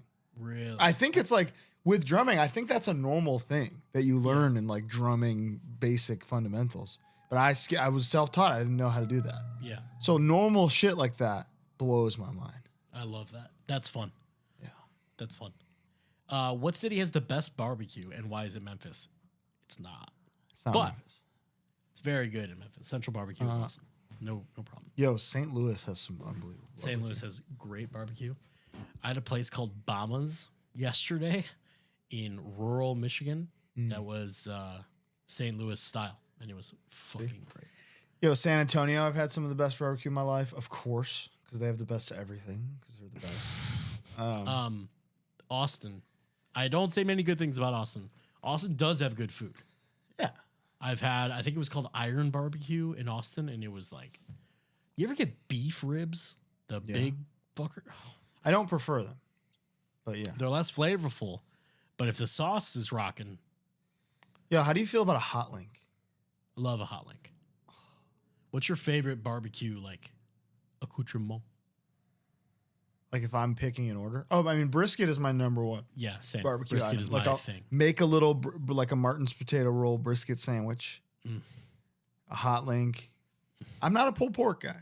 I like pulled pork, but I'll go brisket like 10 Every time. Yeah. Every time. And that's I'm what not I a had. big pork guy. It depends. Yeah, I could see that. Dude, we got burnt end like nacho fries, and then I got a brisket quesadilla. That sounds good. Outstanding. What do you guys think about hardcore heavy bands doing covers of non-hardcore artists like Bane, Fleshwater covering Bjork? It sounds interesting for you guys as musicians. I wish Yeah. I could do it and not feel as though it compromised the band. One of the very first one of the very first things I ever heard when I was downloading music as like a 13-year-old was H2O covering Like a Prayer. I thought you were going to say Throwdown Baby Got Back. And that, surely. Yo, that changed shit. Surely I remember that. Yeah. So it was just like, to me, it's just always like a gimmick. Like it's always like kind of just like a, and then like the Newfound Glory thing, you know, just like, Yeah, they've done like full albums of it. yeah, yeah. So I think just it don't can be think- done right. It can be done right, but like Fleshwater doesn't count because Fleshwater is like not Music, like a only music band. Actual musicians. Yeah. actual musicians. Yeah. And you got like Twitching Tongues covering Fleetwood like Mac. Gold Dust Woman. You know, it's like Yeah, that was sick. you can do that. That was complete like last. This harmony was recorded. Yeah. Drums were wrapped and everything, and then at like midnight, Taylor and I were just talking in the living room. And they're like, "Yo, would be fucking sick if we recorded that." And it was gonna be like just like a B-side on the album. Yeah. And it was like, just fire up the stuff. Let's just at least record the drums. So I played drums on that and just listened to the original. He made a little count in for me. Yeah. And I just played to the Fleetwood Mac song. So it's like the same, it would be the same BPM as whatever theirs was. Yeah. Because it was just listening to it like, okay, we'll do this. Nation man. It was cool. And it was just like complete, like record was done. Oh, let's add this. That's fun. Yeah, it was sick. No pressure then, you know, No, just no. fun. You know what? One of the best heavy covers of a non-heavy song is Crowbar, No Quarter. Crowbar, fucking, what's the song called? Dreamweaver, dude. Which one? Dreamweaver. Oh, dude, that one's amazing. Oh my god. But that No Quarter is on my favorite. It's my favorite song on my favorite Zeppelin record. So when I heard them do it, it was just like, oh shit, you know? So the Dreamweaver one for me, because of Wayne's World, Yeah. was like, that was a real full circle thing. She's a babe. Yeah. Swing Typo on. did a lot of. Typo good did a ones. lot. And dude, like, and what's funny is like, Cinnamon Girl is incredible. Yeah. Fucking Hey Pete. Dude, Hey Pete is crazy. I'm gonna take that D train. Brighton To Brighton Beach. Fantastic. Yeah, that's good shit. I love if somebody can do it, it's great. But I just like I'm fully can't- down. I can't imagine Harm's Way covering a non-heavy song. No. You know what I mean? It just depends. It's There's, a there, case by case. it is a band by band basis. You know. Mm-hmm. What you got Definitely. God damn it. Favorite Coheed and Cambria song? there? Song? Yeah. Guess we know who's Teacher's Pet. Big Easy. Song. I think it might be In Keeping Secrets. The Fascinating. fucking whoa section? Oh my god. I would love some closure on the big did Bo ever score with the Whole Foods fish debacle. No, it just never would have worked between us. We were two very different people. He's moved on. He's got We got grew help apart. since the show. We grew apart. I told him he couldn't be fucking fish well. One of these days it would jeopardize the show, you know? My fish skeletons would come back to haunt me. They'd come out, dude. They always Favorite do. Mario Universe character from any Mario Nintendo game? Now we're talking. That's fun. I mean, objectively, it's Luigi. I'm a This is big funny. Yoshi guy. Big Yoshi guy. rocks, but does he have the chops, the comedic chops that Luigi has? No, I mean, no. Did you The see the movie? Fall? Yet? Dude, did you see the movie? I haven't seen it yet. No. Only saw the Renfield movie that you apparently hated. Dude, it is unbelievable. I'm telling you, it is perfect. I It's will definitely crazy. see it. Did you see John Wick 4? Yeah, I loved it. Okay. I don't want to engage with you on that debate on the show. I don't want to get you in There's trouble. no debate. There's no debate. Yeah.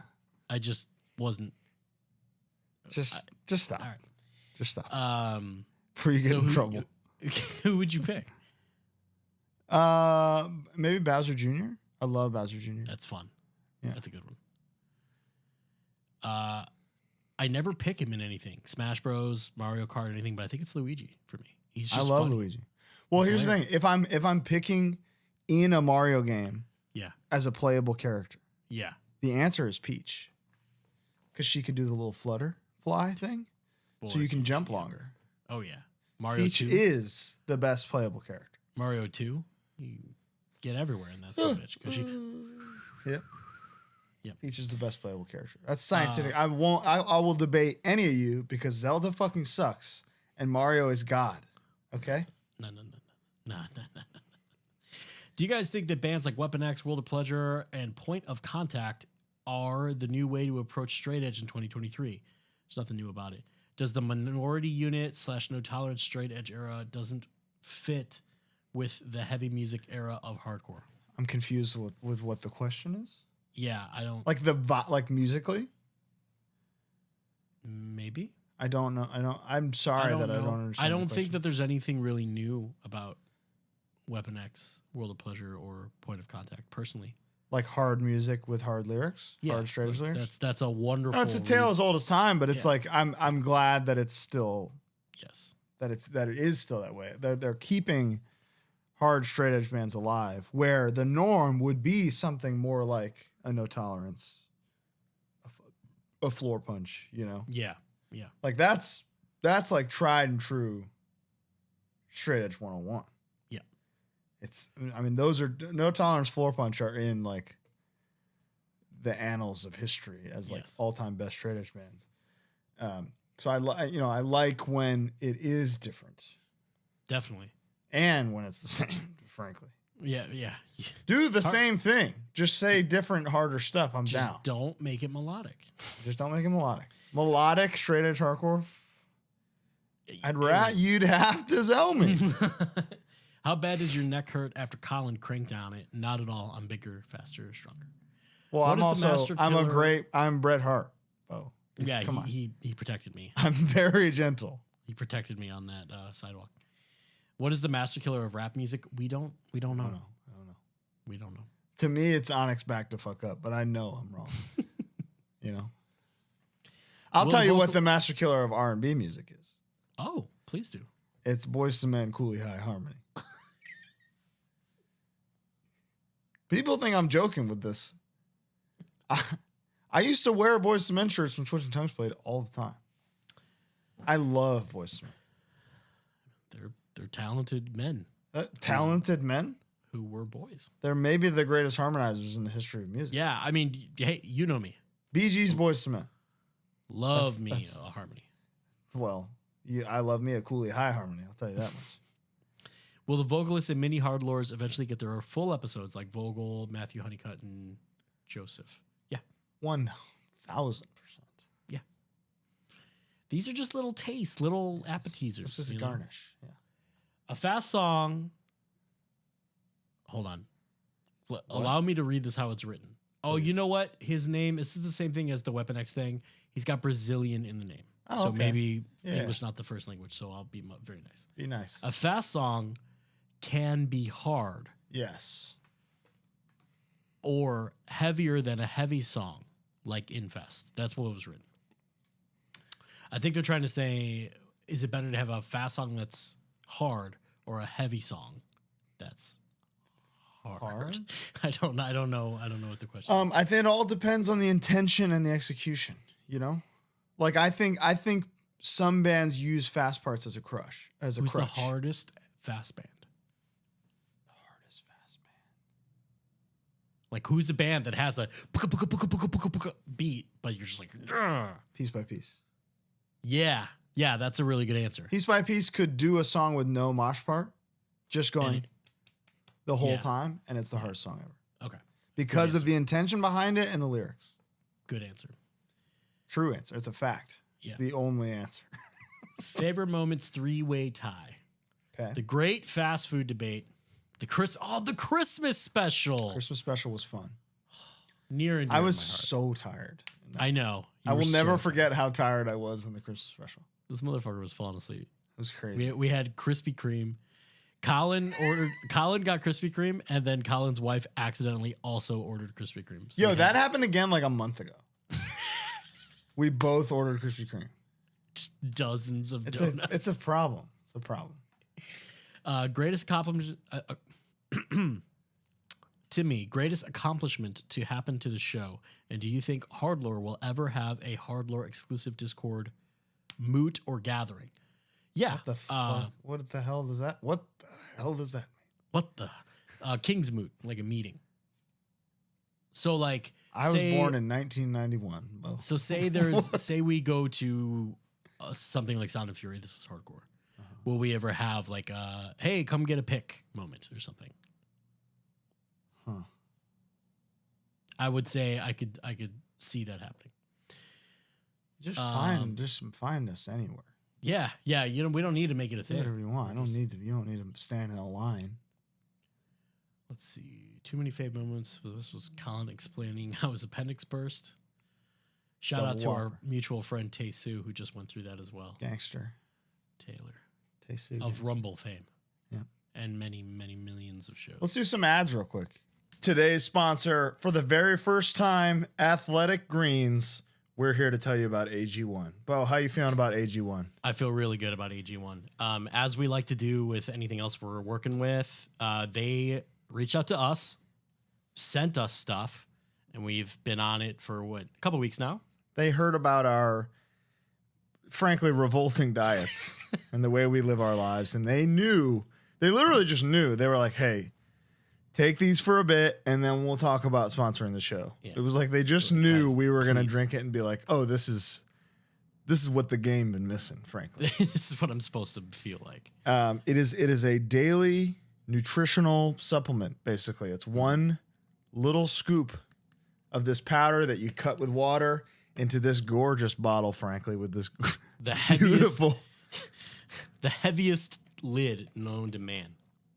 Colin's chugging. He's heading it. I'm chugging it. I'm a picky guy. Yeah, that's true. And I don't eat a lot of vegetables. It's very easy. I like it. If you're on the road, if you travel, they have these packets. These are the 5 packets that you'll get if you use our code. And then for free. And then you get a year supply of the vitamin D drops as well. It's just one drop. Just by using code HardLore. So if you are looking for an easier way to take supplements, Athletic Greens is giving you a free 1-year supply of vitamin D and 5 free travel packs with your first purchase. Go to athleticgreens.com/hardlore. That is athleticgreens.com/hardlore. So thank you, Athletic Greens, for sponsoring the show and for honestly making us physically feel better in order to make this show a little bit more sustainable with our terrible, terrible diets. I'm taking it everywhere we go. I have not left the house without it. Yeah, frankly. that's a shoot. Yeah, that's a real thing. Yeah. All right. It's also Manscaped time. You know all about Manscaped, baby. We got a special Manscaped. Oh, you got that one? This month. Yeah, this is the Testicular Cancer Awareness Special Edition. Wow. Lawnmower 4.0. Purple, my favorite color.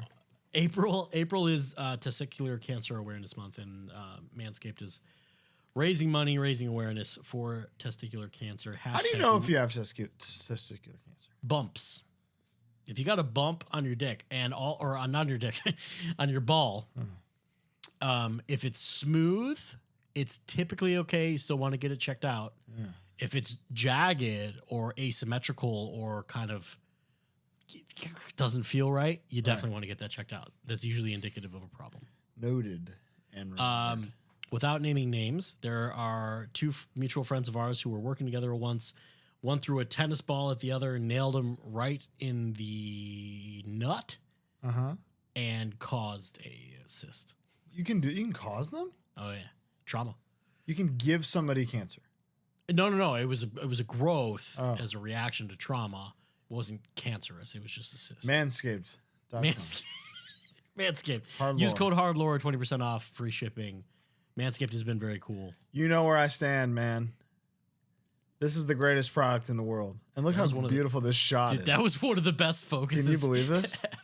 I don't even want to move because this looks so incredible. It's the rest of the episode. Oh, my God. But yeah, Manscaped, they've been really cool. It's testicular cancer enough. # we save balls. So check them out. It's Whatnot time. We're coming up, man. Next Friday is the second ever HardLore Whatnot. For those of you who watched our first one, who bought anything, thank you guys so much. That was awesome. Yeah. It was very helpful. I was recently fired. So, yes. But I got oodles of stuff now, all kinds of sizes. Yeah. I got a bunch of convicted records. I got a ton of convicted shirts, tons of old Harm's Way shirts, large, mediums, smalls. I even got. Well, some guess what old- I just gotta- did, Bo? What? I just put in an order for black Comfort Colors HardLore polar bear shirts. Uh-oh. So there will be 72 of those available next Friday. Please buy every single All one. of them. I mean, 72. There's 20,000 people listening to the show a week at this point, you know, So somebody's got to buy it. minimum. So we can sell 72 of them motherfuckers, right? Yeah. So What do they get if they use our code when they sign up for Whatnot? You get $15 off your first purchase, You right? get something. Yeah. You get money off your first purchase. Yeah, It helps us out. it does. And You can use that during our show. So that's $15 you don't have to spend when bidding on one of our things. And as anybody that was part of the first show can tell you, it's basically the closest thing you will get currently to a live HardLore episode. Exactly. It looks exactly like this. Looks just like this, and we wing it, much like these ads. Yeah. We really wing it. Let's get back to the episode. All right. And we're back. We're so professional. I know. Give me another question. Stuck on a desert island. All you have is a post-Black Album Metallica release and an infinite amount of one-chip flavors. What is your pick? That's a great question. You know what I picked, Bo? I bet you know damn well what I picked. I do. Yep. A gun to my fucking head. I'm going to say S&M. Oh, that counts? Why not? He said release. Easy. Yeah. Gun off head, S&M fired up. Joyous. One chip flavor? Yeah, no, that's tougher. Man. Well, okay, it does say chip flavor, so that not necessarily because like Sun Chip, that's not a chip flavor, you know? I'm just thinking like I'm gonna get sick of nacho cheese Dorito. I'm gonna get sick of Cool Ranch Dorito. I'm gonna get sick of the sour cream and onion Lay's. So I might have to go the sweet Maui onion. Oh, the weird purple one of bag? them, the purple bag. Yeah. I know exactly what you're talking about. Or the Kettle salt and black pepper one. Dude, say that again. I sneezed. The Kettle brand salt and of course black pepper. That one's really good. That one is like kind of spicy It is with just spicy. being black powder. Yeah, it's black true, powder, like- black pepper. For me, it's Cape Cod. Salt and vinegar. Salt and vinegar for the rest of your life? Vinegar is my favorite like flavor of Holy barbecue shit, of dude. Your mouth sauces. is built different. diff, baby. Mine, if I eat a serving of salt and vinegar chips, You I just have cut up. I have a canker army grown. Oh yeah, no, I don't get none of that. You don't get canker sores? Never. Wow, you're blessed in different ways. Built When are we It getting the takes- Colin Young workout plan? There are two things that I think you should do. What's And that? this is my suggestion for you as a venture on your own to make money in addition. Have people do a Colin Young fucking Patreon and have people pay for their shit, whatever. For what? To work out? Dude, you have provable, noticeable photographed change. It's just like writing Dude, but riffs. I'm all You're just getting that taking from a stuff- guy on YouTube. You know? So that's every I'll riff send you've you to ever him. every riff you've ever written is the same thing. We talk about it all the time. There's nothing new under the sun. But what you're doing is working. Relax. Shut up. Okay. Also, Those are all new. This is not. and This is Scott Herman Fitness, kid. and you need to figure out some kind of t-shirt sleeve cutting. I'm tool. working on a template. Don't worry. Yeah. I'm Good. working on that. I That cut needs this to be one done. today. Oh, Could really? you tell? You're okay. You cut yours a little too close to the neck for me because I don't Yeah. want that much of my titty out. But that's preference. You know? But that's what I'm saying. You're very consistent in how you cut yours, so that's good. I don't have any shirts down here. You're not getting it. I'll show you on the Whatnot live next Friday. Dude, make an option for one of the shirts you sell to be sleeveless. Yeah. Woo. That's fun. That's good. Would you rather never be able to listen to Master Killer ever again, or still be able to listen to Master Killer, but you have to listen to Saint Anger in full through headphones every day for the rest of your life? Oh, I'll never listen to Master Killer ever again because I got it in my head. Yeah, that's true. I got that record. I don't could need- play Master Killer. I could play it on every. I could re-record it right now Yeah, and be able to do it again. I couldn't play the drums. I could program it, but I could do it. Yeah. And St. Anger is fucking long, brother. It's crazy. It's so long, and like even as a bit now at this point, it's like Yeah. It could be 20 minutes shorter across the board. Yeah.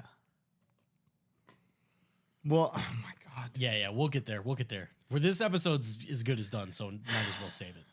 Just keep going. Yeah. Will there be a HardLore tour musically or comedy? You already know the answer to that. Yes. It's a big yes. It's a big yes. Very soon. Here in Mexico City, Little Caesars is huge. Probably the second or third most popular fast food brand. What are your thoughts on Little Caesars? You know, I think Little Caesars has just been ruined for us because of economic factors and having toured so much. But like, if that wasn't the case, it's a great value, dude. Like the crazy bread, I'll die for it. Okay, I got you. That really saved my life for a few years there, the crazy bread. But I hope to never eat Little Caesars again. Same, but you can appreciate the the deal is it's the Costco hot dog, you know? Mm-hmm. It's like one of the greatest things a company has ever done. And Like, done. hey, for we're gonna so make a long. pizza that is available all the time for $5 in any Kmart. and everywhere. So that's badass. Yeah. So I love that. Both are within 500 feet of each other. Which do you frequent more, McDonald's or In-N-Out? I live pretty close to both. If In-N-Out delivered, it would be different. But I gotta go there to get it. You know, I probably eat McDonald's more. There's more variety, which often we say is like not good. The spice of life, kind of. Yeah, but kind of is, right. But it's variety from the most reliable source ever. So it's like The best source of food ever made. I'm biased because I don't get it as often, so I would pick In-N-Out. So you're actually a better answer. I do. I live like they are across from each other where I live. I order McDonald's more. I go to In-N-Out more. How far? That are makes they sense.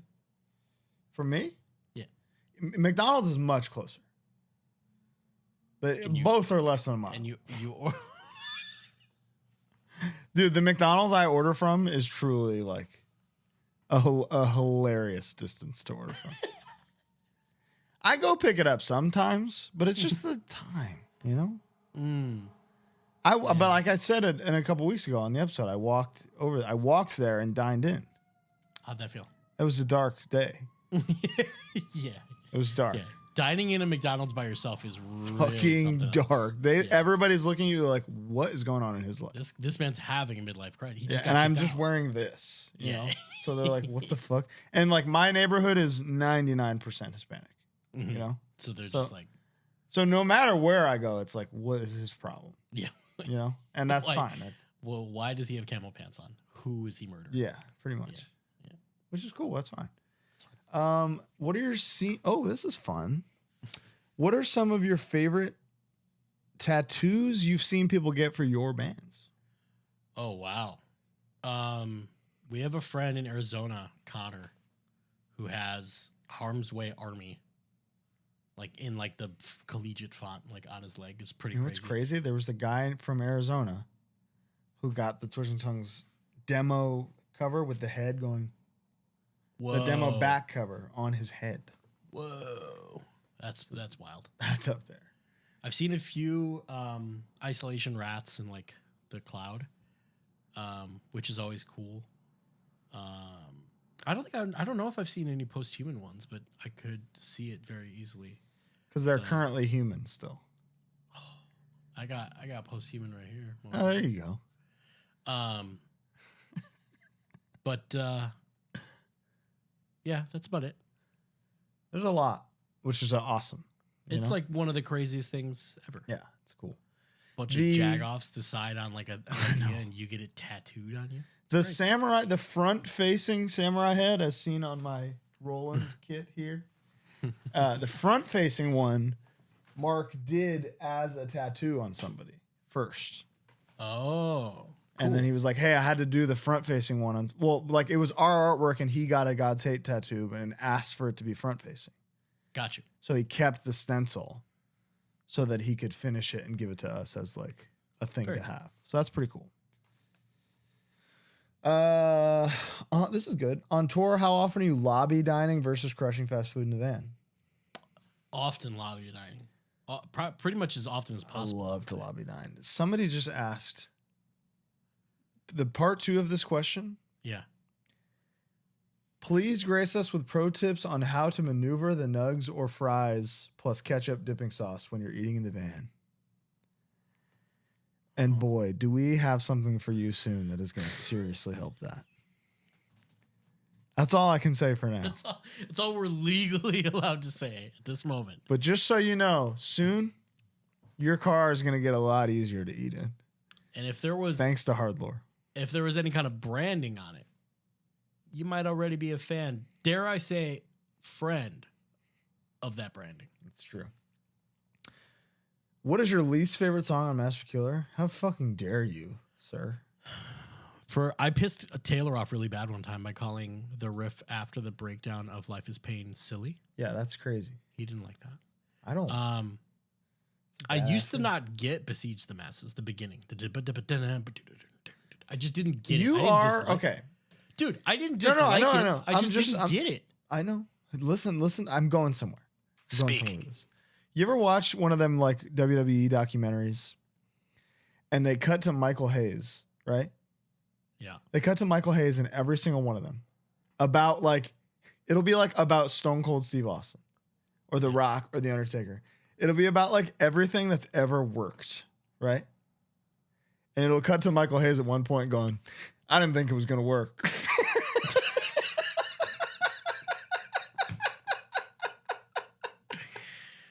You're Michael Hayes a lot of the time. All right, thanks. But you always come around, you know? I obviously I came around. You always come around. I just didn't. And it's fun for me now knowing this part of you to see it happen in real time a lot of the time. Like I'll show you something and you'll be like, huh. Yeah. And then a week later you'll be like, dude, that is sick. I've been listening to a lot of Dying Fetus. You're all in now, right? Reign Supreme is crazy. It's perfect. It's quite literally perfect. This is a great question. The first, that comment Colin made along the lines of, if I'm not consuming at least 3 forms of media at any given moment, I want to kill myself, lives rent free in my head because it's literally me. It's a problem for me. I sit at this computer, I watch YouTube, I play a video game, and I'm on TikTok. Often. Every day. Every single day. I am driving to YouTube, you know? I'm not looking at the screen. Mostly because now my Bluetooth is a little bit delayed. Oh, annoying. It's a little bit delayed. The new car? The new car Bluetooth is a little bit delayed. That's annoying. That's disappointing. But I don't mind because they want to discourage you from using it. Do you think that's why? Because obviously the technology I think it's part of it. Like they're there. You know, they're capable of doing that. Yeah, clever. But yeah, I'm the same. I'm like I will be listening to music and listening to something else and playing a game and a movie and like editing the show. How many Tums would you say you consume on average per week? I've never had any kind of antacid or stomach settler ever in my life. Are you serious? I've never once partaken. That might be the craziest thing you've ever told me. I've never had one, and I never will. You better knock cock, brother. I'll tell you that much right now. I'm different. Dude, I was fine. And then in early high school, I got obsessed with Arizona iced tea. Those tall boy cans, 72 milligrams of sugar each. I'd have 4 a day. Because I was an idiot and I thought iced tea, you know, blah, blah, blah. Yeah, it has water. It's healthy. Yeah, right? And it's $1. You can't beat that. That's the real problem. Yeah. And then by the end of probably senior year, like the end of high school, I just started getting crazy heartburn. I didn't even know what it was. So I started eating Tums. Now the taste of Tums make me nauseous. See, that's the thing. I can't do a chalky texture. So now I take ranch and creams to you, chalk to me. Got you. Okay. So those after dinner mints that like Greek and Italian places have, you hate those then? They're like chalky mints. Oh, don't. I'm always going, no, thank you. York peppermints, no, thank you. I carry my own mints now because it's like, I'm good. You know? Yeah. So now I take 40 milligrams of famotidine every day. But you know what's interesting? If I don't eat carbs, if I do keto, don't eat it. Totally thing, gone. man. No heartburn, no It's a indigestion. thing. Something's wrong in there. Something's... Yeah, no Tums for me. Individually, what are your top 3 best/funniest moments from the last year? Funniest. Walking what are into our the hardest poll- laugh? Oh, You walking into the poll, like, I'll still put it on and it'll fuck me up. Okay. Someone on the Discord made you saying, hey, with the comforter on, and me getting surprised fucks me up. That was fun. That was us. I hope that there's bloopers from that because that was like the first time where we were like trying a scripted thing. Trying to act. You doing the I never touch my dick when I pee. That laugh that you hear from me after that is so genuine. That's probably the funniest, the single like funniest, hardest laugh.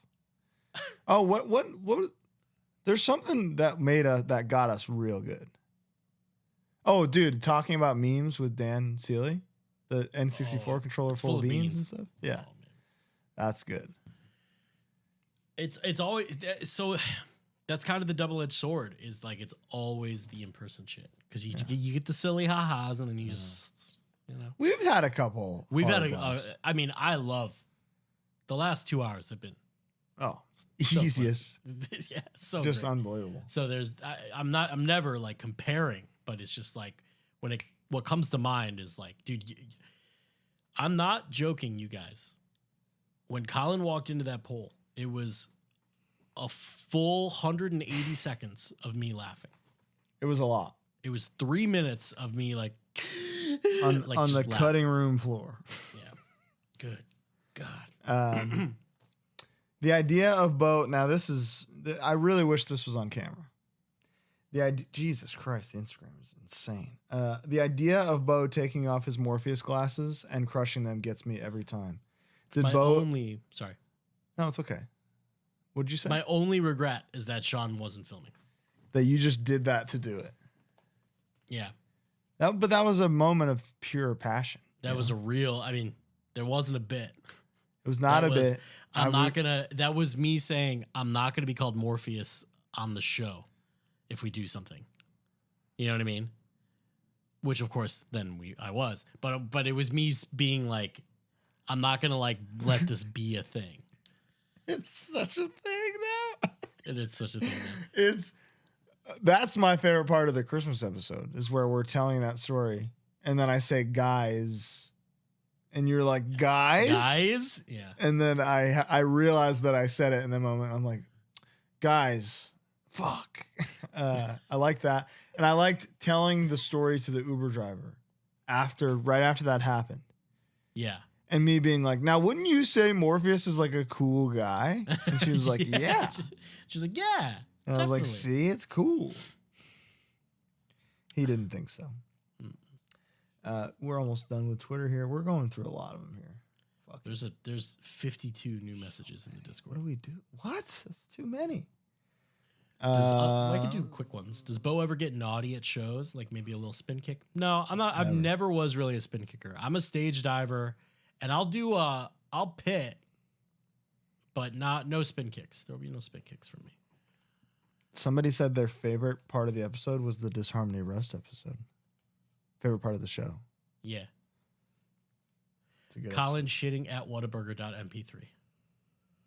Dude, I mean, that was incredible. That was the hardest we laughed. Was that Furnace Fest? Yeah, that was Furnace Fest. Because you played it like randomly later on. Yeah. I would be like, what do you mean? And you'd be like, here's what I mean. And it was just like... It was just an explosion. So fucking... I remember that now. Somebody said their favorite part of the show is Colin being a top and Bo being a bottom. What do you think? You like getting fucked in the ass? What's a song you guys think each other did really well on, and what's a song you think each other shit the bed on? Shut up. Who said that? Gundar 420. I think you did really good on. What do you think I shit the bed on? I don't know. I don't have an answer for this. You wouldn't know if I shit the bed on anything because you don't know what I'm playing. I wouldn't.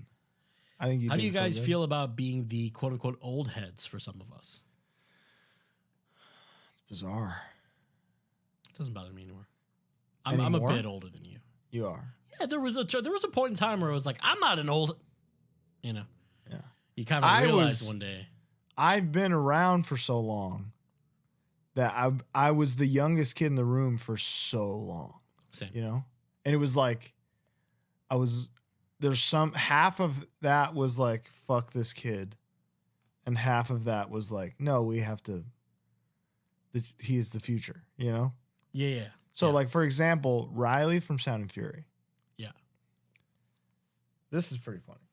So when I was 14 or 15 years old, there was a message board called Strange Notes. Okay. Strange Notes was the B9 board only for California. Gotcha. Yeah, we had a couple of those. Yeah. It was run by Todd and Riley. Okay. Sound and Fury Records put out the Violation Possessed 7-inch. Okay. When the Violation Possessed 7-inch came out, in this whole era, the only way to hear these songs was to buy the 7-inch and listen to it. Yeah. Which, A, I don't have any money. B, I don't have a record player. Yeah. So 14, 15-year-old me on Strange Notes, on the message board made by the guy that put the record out, Yeah. said like, can anybody send me this record? And I was immediately banned from the board. And young me is like, damn, I just want to hear the songs. Right. Riley unbans me. The guy that put the fucking record out unbans me. So clearly it was Todd that banned me. Riley unbans me. And is like, I think it's more important to remember that a 15-year-old kid is trying to hear hardcore music than it is that he's trying to download hardcore music. And like now, 15-year-olds are rare. Like they're in Oxnard, I can tell you that much. But outside of Oxnard, the median age for a new hardcore show goer or listener is like 22. Sure. Yeah. When at the this was all I had, you know, at that time. It was like the only thing I cared about. So I can't imagine going through your life and then finding this, but that's another point. Yeah. Nurturing the young listener and making them feel welcome is like the most important thing we can do. So if you're a little ass kid starting a band, if you're 22 and starting a band, I'll try to get to it and listen to it. Mm. If you're 15, I'm listening to it immediately. I'm gonna do everything I can to help you, okay? Because I must do to somebody what Riley did for me as a kid. Pretty crazy thing. And that was 16 years ago, 17 years ago going on. And now, still see him all the time. Yeah, it's awesome. He's still there booking an incredible, the best fest ever. Mm-hmm. Most of the old heads, when we came around, aren't around anymore. Although, I got a very nice DM from one who's a fan of the show. Gideon, Nice. if you're listening, thank you, sir. Who was everybody in Chicago was very, like, cool with us because we were all 14. I got the first hardcore show that Double Cross played. I got my license that day. Wow. And they had Portillo's afterwards. So it was really something else. So you drove to the show and then drove to Portillo's? Yeah, the Portillo's was like near the show. It was in the suburbs. It was awesome. Huge. Somebody asked, why are you choking Bo? Is it because you hate him? That's because I love him. It's because I can, really. Single favorite bit is when Colin threatened Morgan Spurlock because he took away the supersize. Fuck that motherfucker. Morgan, if you're listening, which I know you are, you piece of shit. It's on site. Yep. You ruined my life, you cocksucker. Okay. Kat Nijmedine Oh, friend asked, of the show. favorite things about me. Great Kat, hugs. We love, she'll break your fucking back. And she's also the best promo photographer The best. to ever live. So, somebody's mad that we haven't talked about Bojangles. Love Bojangles. I've only had it once. I would say maybe over Popeyes to me. Oh, in terms of chicken alone. It's my namesake, so I owe it. This one's from Clerp, and I think it's important. I'm bringing up the mental health question again in case it wasn't covered in the other recorded episode. What is touring like for your emotional and mental health? How does it impact your relationships? What resources do you have or wish you had on the road? Clerp, this is too good a question. She's the best. We're 2.5 hours in. Shit. It's terrible for your mind. Yeah. Yeah. That's more than anything the reason that I'm not gonna do it full time anymore. It's terrible for you. In what ways does it affect you? Oh man. I think a bad show in a city where I've had a good show. Oh. Dude. Because then it's like, okay. Guess we're done. I'm ruined. Mm-hmm. Like this is my fault somehow. Mm-hmm. St. Louis wants me to kill myself. Mm-hmm. You know, that's what I'm getting out of this. Mm-hmm. It terribly negatively impacts your relationships, your friendships. You know, you're on a tour, your friends are all hanging out. You get home, they don't even know you anymore. You miss so many jokes. You miss so many movies. You know how many movies and games I never beat Red Dead Redemption 2. I'm saying this for the first time in my life here. I'm admitting it. I never beat Red Dead Redemption 2, and it's because I had to leave for a tour. Disgusting. Shameful. I am fortunate enough to, I mean, you as well, I would imagine, if God's Hate toured now, but even when Twitching was touring, you know, I'm sure Taylor is one of, is if not your best friend, you know. Not my best friend. But Harm's Way, I mean, James and Chris are my best friends. So I've been very fortunate, at least with the friend thing. Yeah. Where it's like, that's who I would be hanging out with for the most part. But relationships? Oh my God. It's brutal. It's a different category than best friend. It's brother. Yeah. He's my brother, you're my brother, and Brody's my brother. Those are my three brothers, you know? In terms of like the relationships I have with people, where I can go, fuck you. What are you eating tonight? You know? That's it's like I'm legitimately saying like I hate you. And then 10 minutes later can be like, what's up? 20-piece. What are you doing? Yeah, exactly. Sorry. Who do you think has it worse? I think it's the latter, but I was gonna say us on tour or our partners. Partners at home. Partners at home. Absolutely. 100%. Absolutely. Got to walk the dogs. They get all the bad with none of the good. Yeah. But in reality, but it's like it's important to note for the partners that are listening to the show whose partners are touring. Mm-hmm. They're at work. You know, touring is work. Even if they're just sitting in the if they're sitting in the van, it is emotionally and physically taxing to respond to a single text sometimes. It can be. You know what I'm saying? Did you ever? Okay. Not naming names or getting into any specifics or anything. I'm saying vaguely. Was it ever like a story? You're reminded of a story after you've been home for a week or two, and you get the, why didn't you tell me about this when it happened? Was that ever? I don't know what. I have a hard time, I guess. Don't. I have a hard time conveying to my partner at home what I'm doing. Because so much of the day is just like sitting, loading, sitting, playing, loading, sitting, sleeping. The way my mind works, I can't communicate 90% of the things that happen to me. Yeah. 90% of my day is gone the second it happened. Yeah. So there will be months later, I'll be like, oh yeah, I did that. Yeah. I was like, what the fuck are you talking about? Like, what are you talking about? Yeah, and I saw a clip of Rob Dyrdek talking about his relationship with his wife, where he's like, now I've gotten to a point where I write everything down and I just send it to her. And I'm like, here's what I did today. You know everything. And there's part of that that's like, damn, how do I automate that in some way? Would love to automate that. I just got into calendaring. Yeah. The HardLore calendar, baby. Let's go. So that's one of like 5 calendars I have. Yeah, me too. Yeah. And they're all updated. It feels good. It does, but then I miss something, and I'm like, I'm the worst person in the world. Yeah, I'm a piece of shit. What are resources you wish you had or have on the road?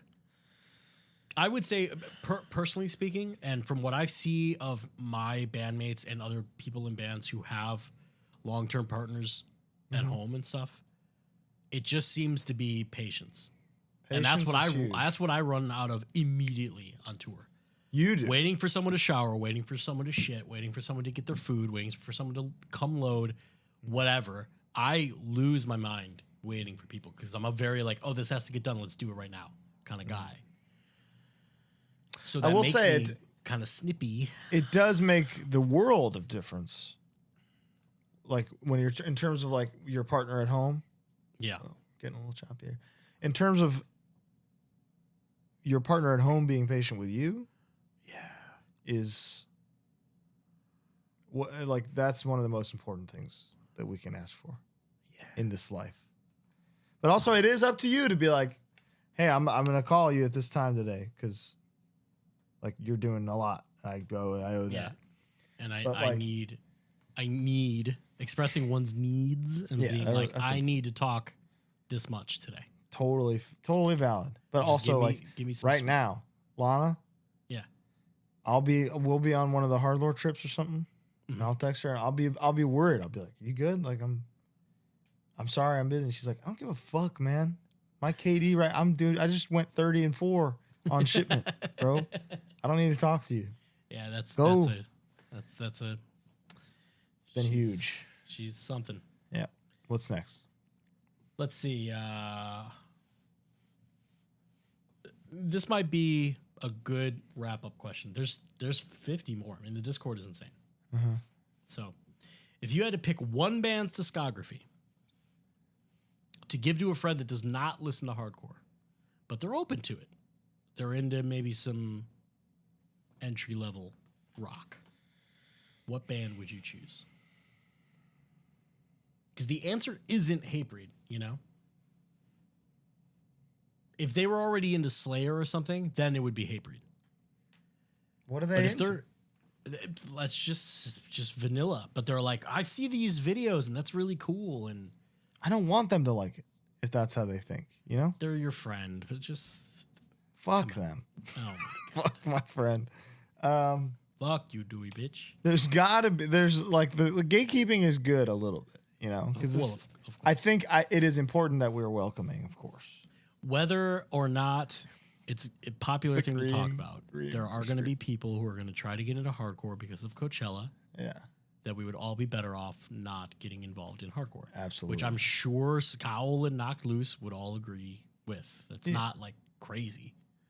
But that's like 1 out of 100, you know? Yes. Yeah, very. Because the other 99 are going to be there to support bands. And let me tell you, these TikTok motherfuckers buy tickets. They buy merch. Yeah. We need them. The royal we needs them because everybody benefits. Yeah. So the band whose discography I would show is Hatebreed. Okay. Because there's a 3-album trajectory. I can say, if you like the fast parts on this one, listen to this other stuff. If you like the breakdowns on this one, listen to this other stuff. Fair enough. There's a roadmap from Satisfaction, Perseverance, Rise of Brutality to everything I think is worth anyone's time. Wow. You know, I can get to Scowl from Hatebreed. Yeah. In with one thing in between. You know. Yeah. Like the 6 degrees of Kevin Bacon. I can get a 1 degree of Hatebreed with any hardcore band. Okay. You think so? You think that's true? 100%. Try me.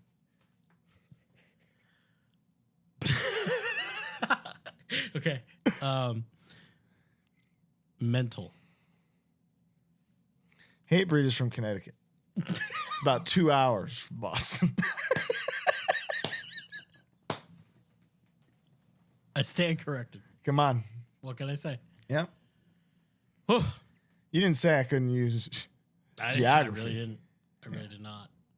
Oh, What's the there's so band many you would questions. pick? Honestly, and this is not me blowing smoke. I think the proof is just kind of in the pudding. I think Knocked Loose. It's heavy. It's catchy. Brian's vocals are pretty distinct. They've gotten plenty. The proof is in the pudding in the sense that like they've gotten probably a few thousand people into hardcore just by people watching them. If I had to choose an older band, let's say, someone who's not actively already doing that, actively, Yeah. well, but I mean, Hatebreed. They don't need you to show them that. Like they heard Knocked Loose and they were like, "What's it? Show me a thing." Okay, you know, valid. What's the thing? Yeah. I would probably go with more of a punk thing just because of my vibe. That's not what you sit and listen to, though. You know. Now it isn't, but it's what got me here. So what would it be?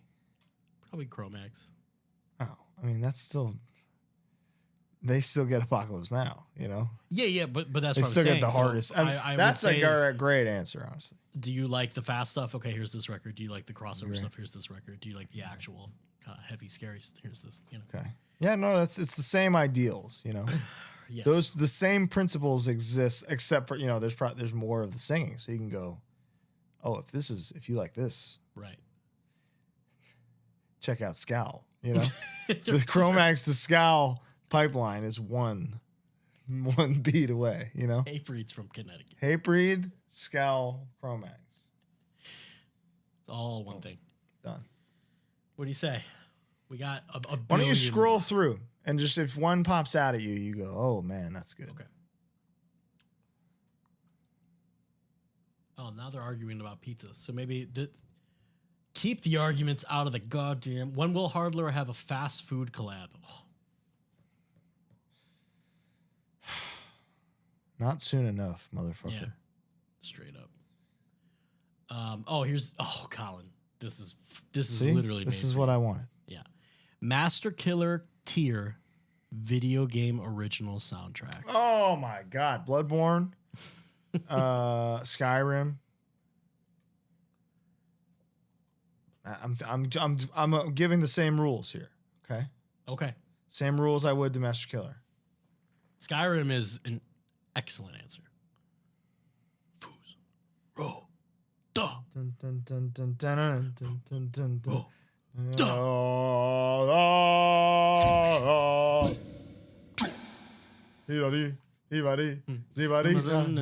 Yeah, that's insane. Soundtrack. The full thing. Dark Souls 3.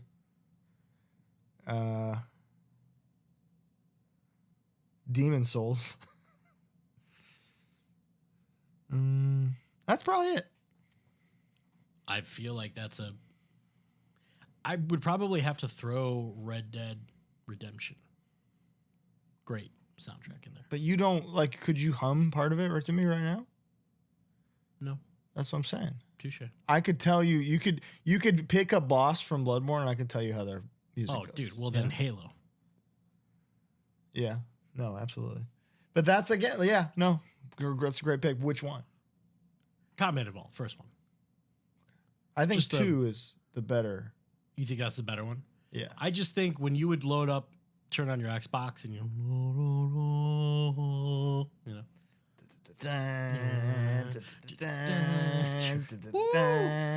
I'm It's still to this very- day the only person to sing the Halo theme in the Sound City echo chamber. Saw that. That is very Hans Zimmer. It is. It's very Zimmer-esque. He loves palm muting a piano. Yeah, dude. Yeah. He does. Well, that's it. That was the rest of the messages were like arguing. Awesome. So it's good. Thank you all for joining us for this very special first anniversary Q&A.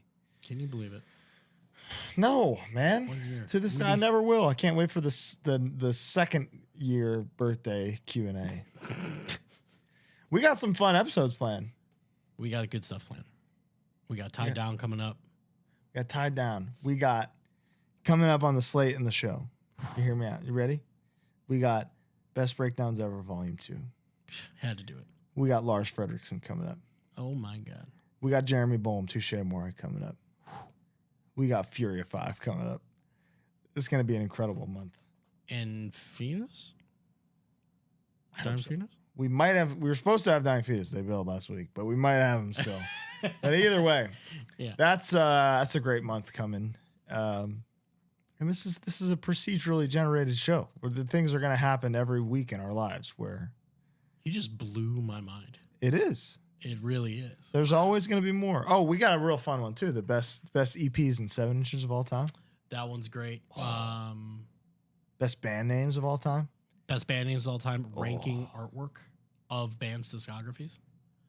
Because I want to do that with Metallica, and then I realized, why stop there? We should do fast food like tier list. Like an actual like tier A maker. real deal tier maker of all fast food. We could do that easy. I turn into Little Bo. Love it. I love when you're a little bow. But this was a very long, fun time for both of us. We shot the shit for like 20 minutes before we started. Yeah, it was badass. That's the way it should be. No, I'm saying even before we like clapped. No, yeah, we've been here we, like, for all started over. fucking. I've been sitting here all day. So thank you so much All right. for joining us. We love you so much. Thank you. This first year was unbelievable. For the first year of a pod, come on. Oh my God. And it is truly, this is not hyperbole. Like the things you're seeing and the growth and whatever is because you're listening to it. Yeah, and telling it's- friends. It has nothing to do with us. Speed was here the other day. Josh went into Carhartt and said that dude was watching the show. So, hey, shout out Carhartt. Carhartt man. In Wicker Park. I'll be in there. Work in progress or just Carhartt? No, just standard, but you know. Blue collar pod, dude. Dude, black collar. Black collar goth Yeah. workers. That's who we are, and that's who I am, and that's who I care about. I care about. Thank you so much. We love you. Bye. We'll see you next week. Bye.